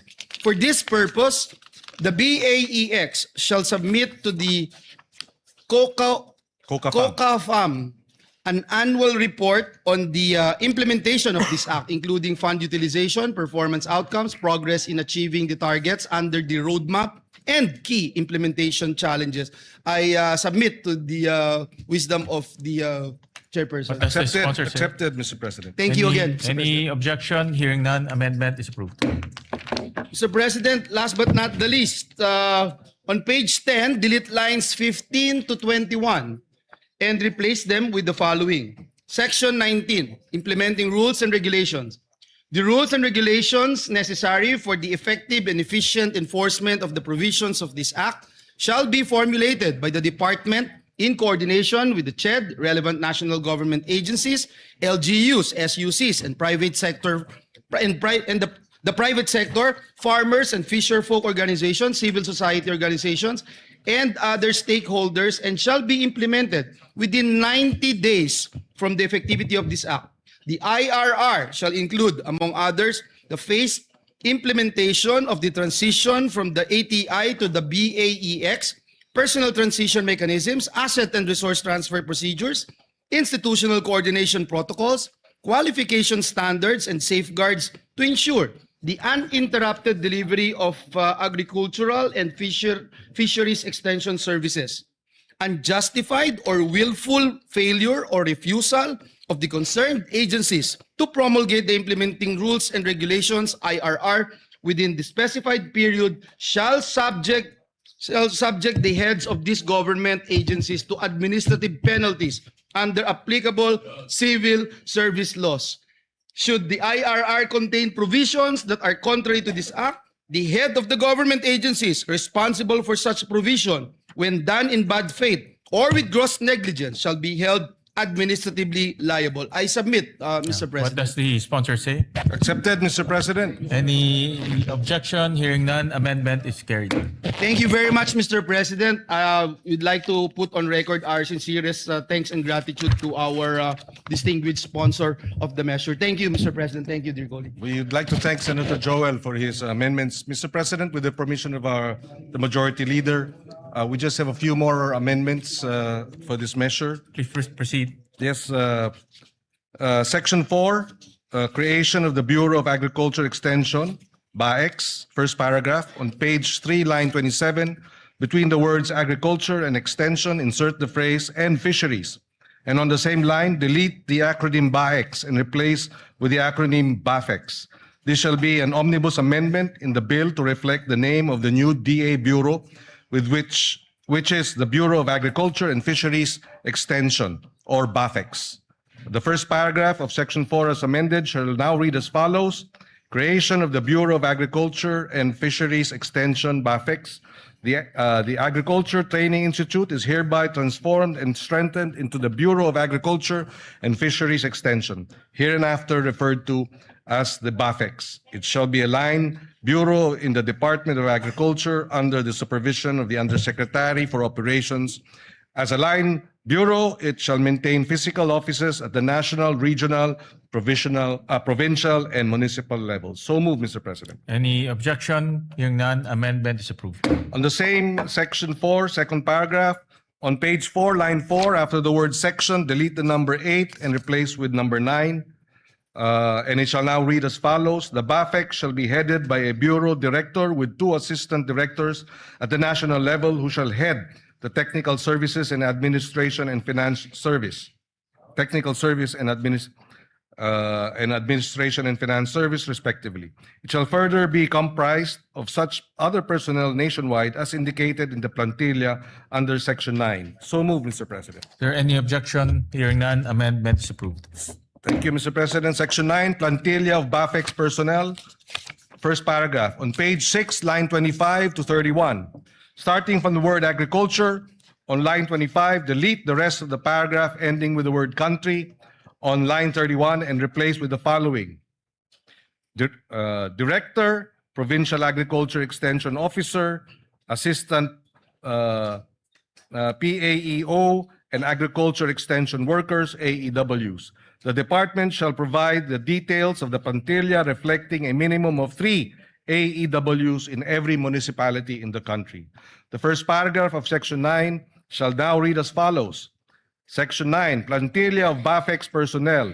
There shall be a plantilla of positions in the BAFEX, namely Bureau Director, 2 Assistant Directors, Regional Director, Provincial Agriculture Extension Officer, PAEO, Assistant PAEO, and Agriculture Extension Workers, AEWs. The department shall provide the details of the plantilla reflecting a minimum of 3 AEWs in every municipality in the country. So move, Mr. President. Is there any objection? Hearing none, amendment is approved. Section 9, third paragraph. On page 7, delete the entire paragraph on lines 5 and 6 and replace with the following paragraph. The basic salary grade for Agriculture 1 shall be salary grade 13 in the government salary grade scale, consistent with Republic Act 12215 or the Philippine Agriculturist Act. So moved, Mr. President. Is there any objection? Hearing none, amendment is approved. Mr. President, on page 7, delete lines 15 to 16 and replace with agriculture officers, workers shall be entitled to appropriate representation allowance and traveling allowance, RATA, in accordance with existing regulations. So moved, Mr. President. Is there any objection? Hearing none, amendment is approved. The penultimate amendment, section 16 on appropriations, first paragraph on page 9, line 25. After the word for, delete the word personal and replace with personnel. The first paragraph of section 16 shall now read as follows. Section 16, appropriation for the first year of implementation of this act. The amount of 10 billion pesos shall be appropriated for personnel services and operation and capital budget requirements of BAFEX. It shall be sourced out of the total budget of the department. So move, Mr. President. Is there any objection? Hearing none, amendment is approved. And finally, on the title of the bill, the following, the omnibus amendment approved earlier. The title shall now read as follows. An act strengthening the National Agriculture and Fisheries Extension System to accelerate agriculture and fisheries development, creating the Bureau of Agriculture and Fisheries Extension, BAFEX, and appropriating funds therefore. Subject to style, Mr. President, so moved. Is there any objection? Hearing none, amendment is approved, subject to style. Thank you, Mr. President. There are no other amendments. With the permission of the Majority Leader, I move to terminate the period of amendments. Thank you very much, Mr. President. With that, no other member wishes to make any further amendments. I move to close the period of amendments. Is there any objection? Hearing none, period of amendments hereby closed. Mr. President, I move to approve on second reading Senate Bill number 1991 under Committee Report number 53. Is there any objection? Hearing none, Senate Bill number 1991 is hereby approved on second reading. Thank you, Mr. President. Move to suspend Thank consideration. you, of the Mr. measure. President. Consideration of Senate Bill number 1991 is hereby suspended. And we'd like to congratulate the distinguished colleague for that. Mr. President, I move, finally, we'll take up one more bill and one sponsorship of another bill, and then we can suspend for the CA. And then we'll take up the other bills this afternoon when we come back, Mr. President. Mr. President, I move that we resume consideration of Senate Bill number 1905 under Committee Report number 35. I so move, Mr. President. Is there any objection? Hearing none, motion is approved. This measure, Mr. President, is for all our barangay health workers. We were in the ground during the earthquake, and we saw all the first responders were actually barangay health workers Correct. helping our people. We promised them, Mr. President, we will pass this, and therefore I would like to recognize the sponsor, Senator Risa Ontiveros, for their finalizing our amendments on this measure, Mr. President. By the way, for the record, Mr. President, we passed this already in the last Congress. So it's just a matter of passing this once again in this Congress. Thank So you, moved, thank Mr. you, President. Majority Leader. We recognize the gentle lady from Panay, Senator Risa Ontiveros. Salamat po, Mr. President. Mr. President, there are no more committee amendments and no colleague has submitted individual amendments for proposal today. So, with the indulgence of the body, Mr. President, if the body will kindly allow, and in the light also of what the Majority Leader has said, na actually round 2 na po ito ng mga barangay health workers sa buong Pilipinas since the previous or 19th Congress. If the body will allow, Mr. President, I respectfully move with the indulgence of the Majority Leader that the body closes the period of amendment on Senate Bill number 1905, Mr. President. Yes, this is actually the second time around this bill Yes, came Mr. to the floor. President. Yes, Mr. And President. last time we actually approved it. Unfortunately, hindi ho siya natuloy. No? So Yes. with that, Senator Erwin is raising his hands. We recognize Senator Erwin Tulfo. Just a short manifestation, Mr. President, Madam Chair, our sponsor. Kailangan na po siguro talaga nating ipasaho ito. Kailangan po dahil ito po ay ang ating po mga barangay health workers, ang mga first responders. Ito po nakita natin nung nagdaang earthquake sa Mindanao, sila po ang nauna. Ang mga barangay health workers po natin, ginagamot po yung may mga sugat at nag-iikot po sa iba't ibang barangay, doon po sa Sarangani, doon po sa General Santos City. At hindi lang po sa lugar na yan, kundi sa iba't ibang panig ng ating bansa na kapag tinamaan po ng mga unos, kalamidad, sila po ang unang-unang mga rumiresponde sa mga bahay-bahay. So, ika nga, I believe it is high time that we must pass this Senate bill alang-alang po sa kanila. And it is our way of saying thank you for your service. Maraming salamat, Mr. Thank you President. for that, Maraming salamat, Madam Sponsor. Thank you for that manifestation, Senator Erwin. I believe last night was Senator JV who sponsored this bill. No? Kaya ho, That's dumaan right, na ho Mr. to sa maraming debate at sa wakas, nandito tayo ulit para aprobahan. Thank you very much, Mr. President. With that, I move that we close the period of amendments. Is there any objection? Hearing none, the period of amendments hereby closed. Salamat, Move- Mr. President. Thank you, Mr. President. Mr. President, move to approve on second reading Senate Bill number 1905 under Committee Report number 35. So, Is there any objection? Hearing none, Senate Bill number 1905 is hereby approved on second reading. Mr. President, I move congratulations. Congratulations to the sponsor. The barangay health workers and the Majority. sponsor, Salamat, Mr. Mr. President. President. Congratulations. And to the Senate. Mr. President, move to suspend consideration of the same. The consideration of the aforementioned bill is hereby suspended. Mr. President, I move that we proceed to reference of business, short reference of business. The Senate Secretary is directed to read the reference of business. Reference to business, message from the House of Representatives, letter from the House informing the Senate that on 3 June 2026, it passed the following House bills in which it requests the concurrence of the Senate. House number A389, an act prohibiting political dynasties in national and local elective offices. Referred to the Committee on Electoral Reforms and People's Participation and Constitutional Amendments and Revision of Codes. House number 9466, an act converting the National Feeding Program into a National Nutrition Program by expanding its scope and coverage and enhancing its support mechanisms, appropriating funds therefore, amending RA 11037 or the Masustansyang Pagkain para sa Batang Pilipino Act.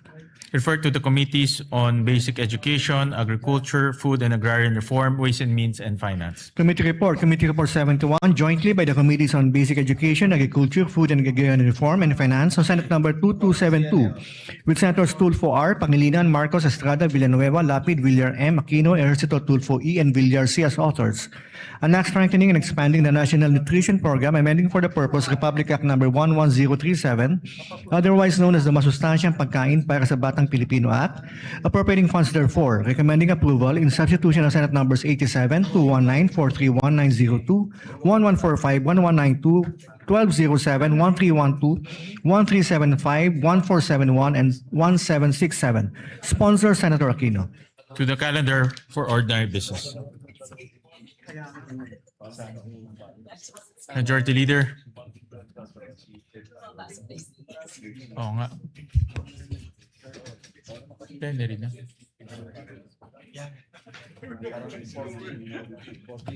Thank you very much, Mr. President. Mr. President, before we recognize our distinguished sponsors of the measure, we'd just like to welcome also to the plenary our dear colleagues from the House of Representatives, members of the Commission on Appointments. We welcome our colleagues from the Commission on Appointments, Excited na po particularly sila. our Excited na po sila. counterparts from the House of Representatives. Yes, thank you, Mr. President. We welcome them with open arms to their House of or to the Senate, Mr. President. Mr. President, I move that we transfer to the calendar ordinary business to special orders. Senate Bill number, it's not in my list, 2272. 2272. Mr. President, I so move. Is there any objection? Hearing none, the motion is approved. Mr. President, I move that we consider Senate Bill number 2272 and ask the Secretary to read the title of the measure. Is there any objection? Hearing none, the motion is approved. Consideration of Senate Bill number 2272 is in order. Under Committee Report number 71, Mr. President. Under Committee Report 71, the Secretary is directed to read only the title of the bill without prejudice to inserting into the records the whole text thereof. An act strengthening, expanding the National Nutrition Program, amending for the purpose Republic Act Number 11037, otherwise known as the Masustansyang Pagkain para sa Batang Pilipino Act, appropriating funds therefore. Mr. President, may we recognize the sponsor, Senator Bam Aquino, to sponsor the We measure. recognize the gentleman from Tarlac, Senator Bam Aquino. Mr. President, mga kasama, magandang araw po sa ating lahat. The Committee on Basic Education is pleased to present Senate Bill number 2272 under Committee Report number 71, which seeks to amend Republic Act 11037 or the Masustansyang Pagkain parang sa Batang Pilipino Act. Nais po natin pasalamatan ang ating mga kasamahan sa komite, ang EDCOM2 at ang iba't ibang ahensya na katuwang natin sa pagsulong ng panukalang ito.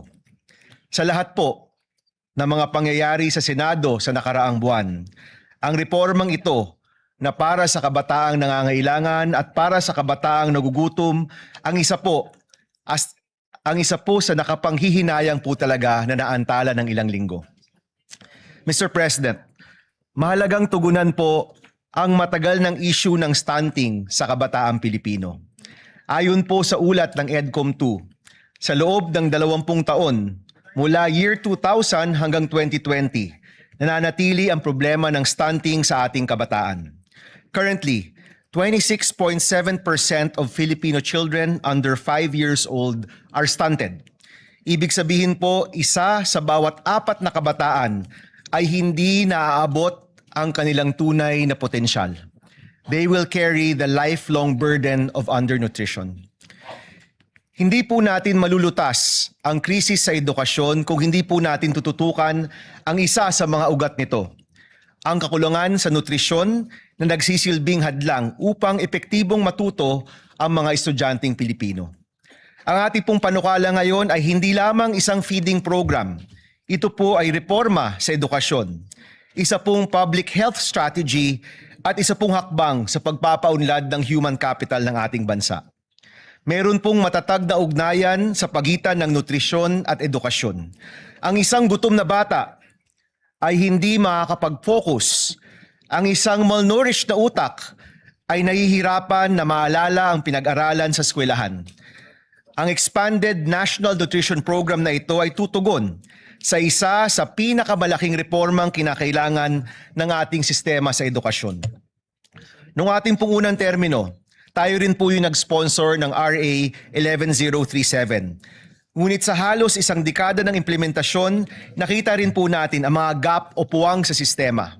Our goal today is to bridge those gaps through 3 major reforms. Una po, sa ilalim ng ating bagong expanded National Nutrition Program, magkakaroon ng life stage approach mula sa tamang nutrisyon ng buntis na mga nanay hanggang sa mga sanggol, sa mga toddler, hanggang sa mga school-age children, hanggang sa mga kabataan sa high school. Ibig sabihin po, sa lahat ng essential developmental stages ng ating kabataan, meron pong masustansyang pagkain para sa mga nangangailangan. Ginagawa rin po nating universal ang feeding para sa lahat ng batang nasa kinder to grade 3. Ibig sabihin po, lahat ng mga bata sa kinder to grade 3 sa ating public school ay makakakuha ng masustansyang pagkain. Isa po ito sa pinakamahalagang hakbang at pinakamalaking reforma para tugunan ang krisis sa nutrisyon at sisiguraduhin po natin na tuloy-tuloy ang pag-aalaga. Pangalawa, malinaw na accountability at data governance. Nililinaw rin po ng panukalang ito ang mga tungkulin ng DOH, DSWD, DepEd, NNC, DILG at iba't iba pang mga ahensyang patungo sa nutrisyon ng ating kabataan. Sa pamamagitan po nito, may iwasan ng overlap at masisigurado na may nakatutok sa nutrisyon ng bata sa bawat edad. Sisimulan din po ang isang Universal Health Record or UHR. Sa pamamagitan ng tama at updated na data tungkol sa nutrition, mas madali rin pong matututukan at mababantayan ang paglaki ng bawat bata mula barangay hanggang sa paaralan. Pangatlo po, ang pag-uugnay sa lokal na produksyon. Isa pong pinaglaban din po ni Senator Kiko Pangilinan. Ang pagtugon sa malnutrition ay tugon din po sa kahirapan ng ating mga magsasaka at mangingisda, ang ating food producers. Bibigyan natin ng prioridad ang freshly prepared hot meals at local procurement. Sa pamamagitan po ng diretsong pagbili sa mga lokal na magsasaka at mangingisda, sisiguro rin po natin ang kanilang kabuhayan. Kaya po yung budget para sa nutrition ay pwede rin pong magsilbing budget para sa ating lokal na agrikultura. Tulad din po ng ating Classroom Building Acceleration Program or CAP-ACT, maaaring bigyan ng suporta ang mga LGU na merong effective na feeding or nutrition programs. Sila po ay maaaring magkaroon ng bahagi ng pambansang pondo upang maipatupad ang mga nutrition program nila sa kanilang sariling lugar.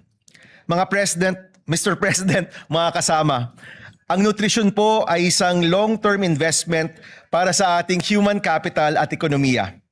Ang mga batang malusog ay mas may pagkakataong magtagumpay sa paaralan, maging produktibong bahagi ng ating workforce at makapag-ambag sa pag-unlad ng ating bansa.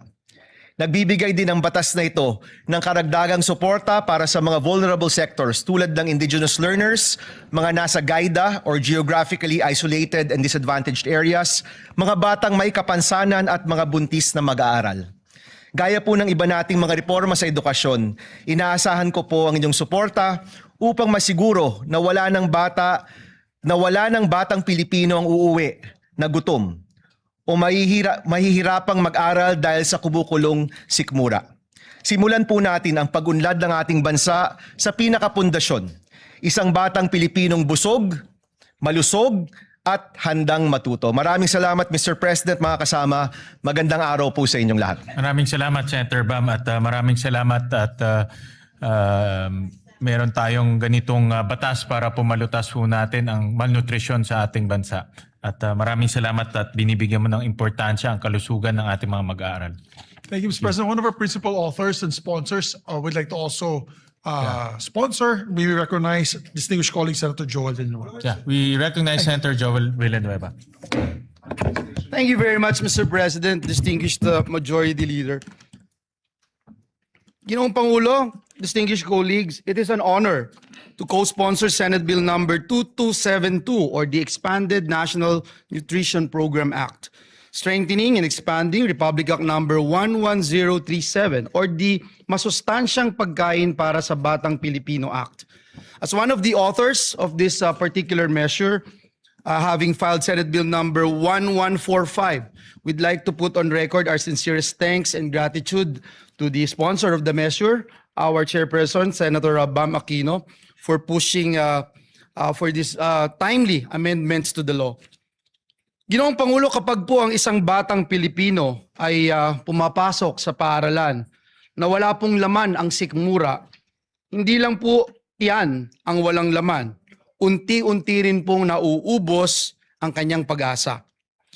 Because before a child can dream, before a child can learn, before a child can succeed, he needs to be fed and nourished.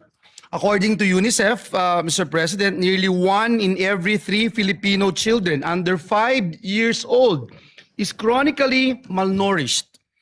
Sa BARM nga po, umaabot pa raw po sa 45.2% ang stunting rate ng mga bata.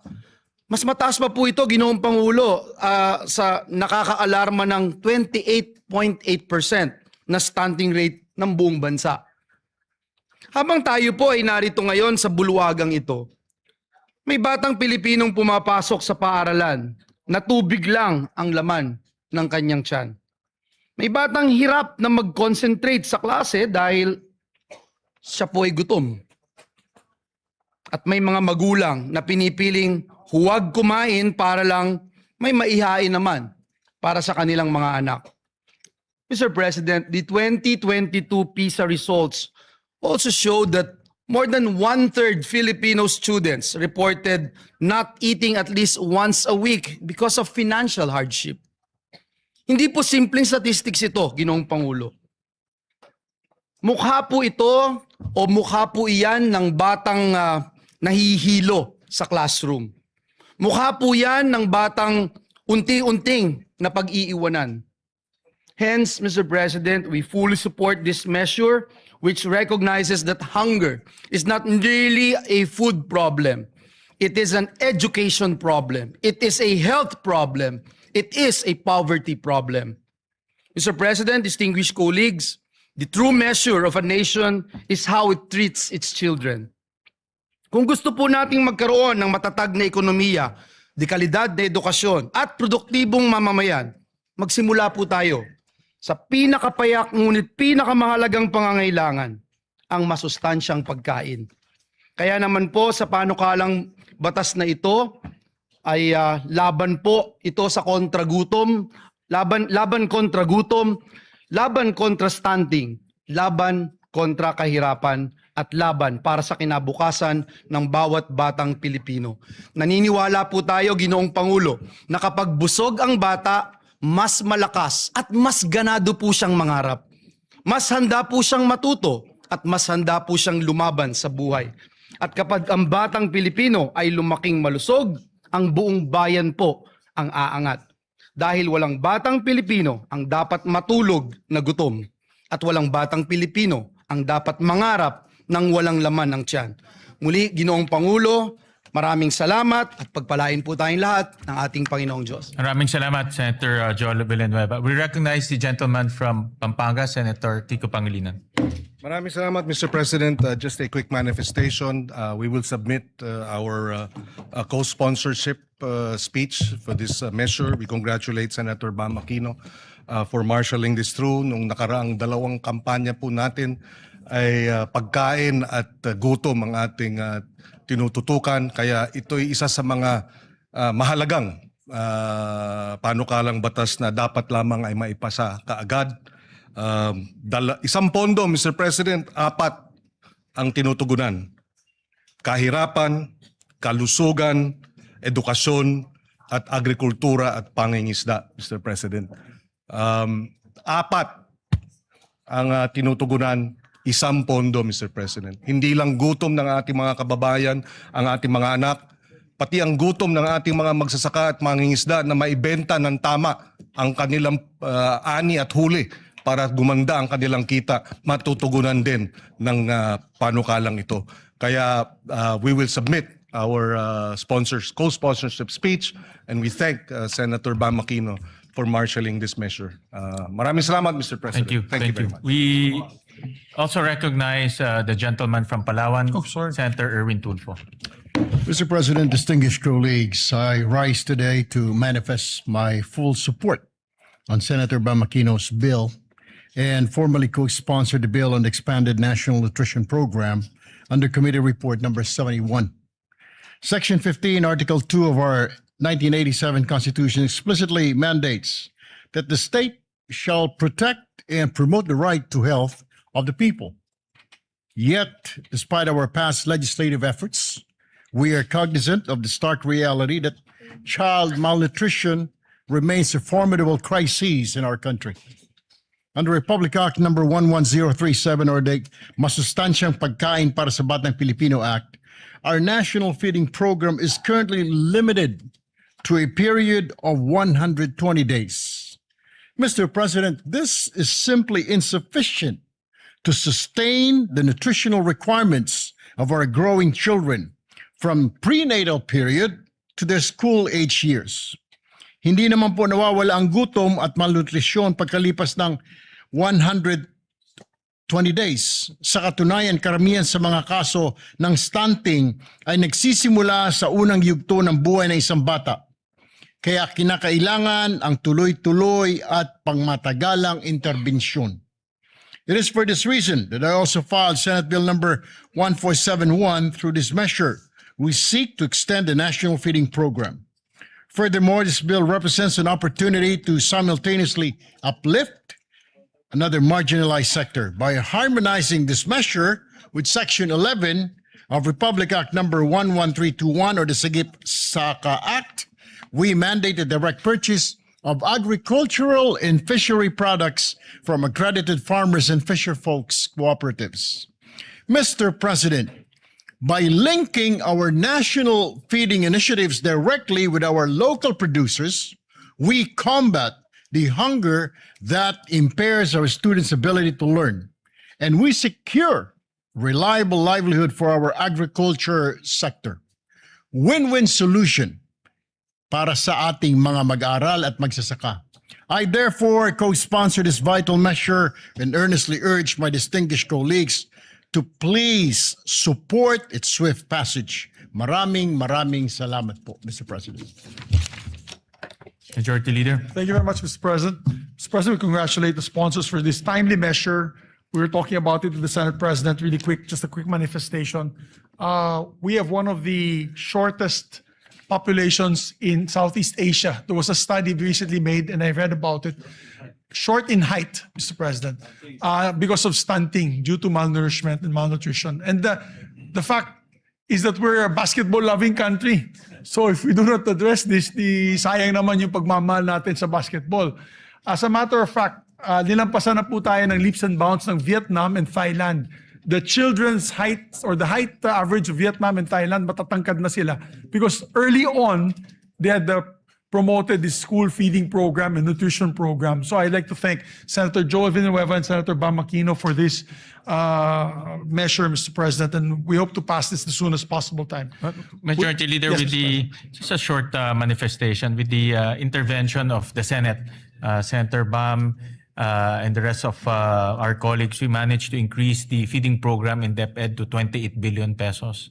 So right now, ang target this year is to have universal feeding for kindergarten, grade 1, for 180 days. No? So araw-araw mapapakain na sila. And this bill bodes well with that budget because we need to institutionalize that. No? And kaya timely ho itong bill na ito para ma-institutionalize yung budget na inilagay ho natin. No? Thank you. Thank you very much, Mr. President. We need to do this and act on this measure with haste. Mr. President, I move to suspend consideration of the measure to allow our colleagues to study the measure further. Is there any objection? Hearing none, the aforementioned bill is hereby suspended. Mr. President, we'd just like to designate, before we suspend for the CA, we'd just like to designate the members of two bicameral conference committees that will happen very soon. I move that or the Senate President rather, designate the Senate conferees to the Conference Committee on the Disagreeing Provisions of Senate Bill number 1981 and House Bill number 4744. These are the bills on Private Basic Education Vouchers Assistance Act, Mr. President. Is there any objection?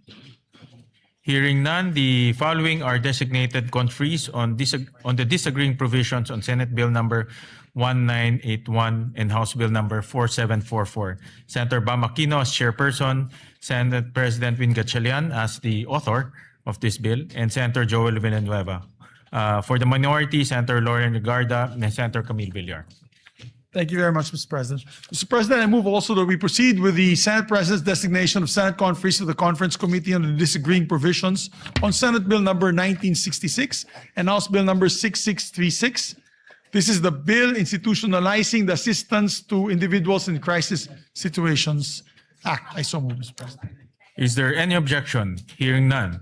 The following members are hereby designated as Senate conferees on the Conference Committee on Disagreeing Provisions on Senate Bill number 1966 and House Bill number 6636. They are Senator Erwin Tulfo as chairperson, members for the majority, Senator Ping Lacson, Senator Lito Lapid, Senator Vicente Soto III, and for the minority, Senator Bongo. Thank you, Mr. President. And also for the record, Senator Kiko Pangilinan would like to be co-author and co-sponsor of the committee report of Senator Bam, as well as yours truly, Mr. President, Yeah. if I can be made also co-sponsor and co-author. So recorded. Thank you. And Senator Rafi Tulfo as well, Mr. Yes, President. so recorded. Thank you, Mr. President. Mr. President, I move that we also elect, we have the list of the minority members to the CA so that they can also participate in today's commission on appointments. This list had come from the office of Senator Pia Cayetano.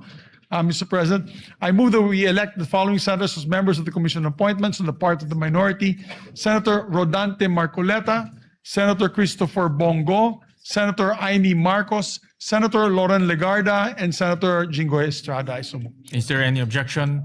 Hearing none, the motion is approved.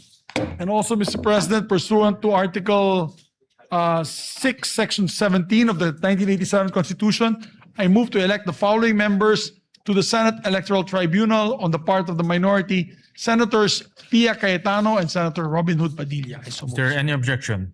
Hearing none, motion is approved. With that, Mr. President, I move to suspend session until 3 o'clock in the afternoon to allow us to have our Commission on Appointments hearings this afternoon, Mr. President. I so move. Session is suspended.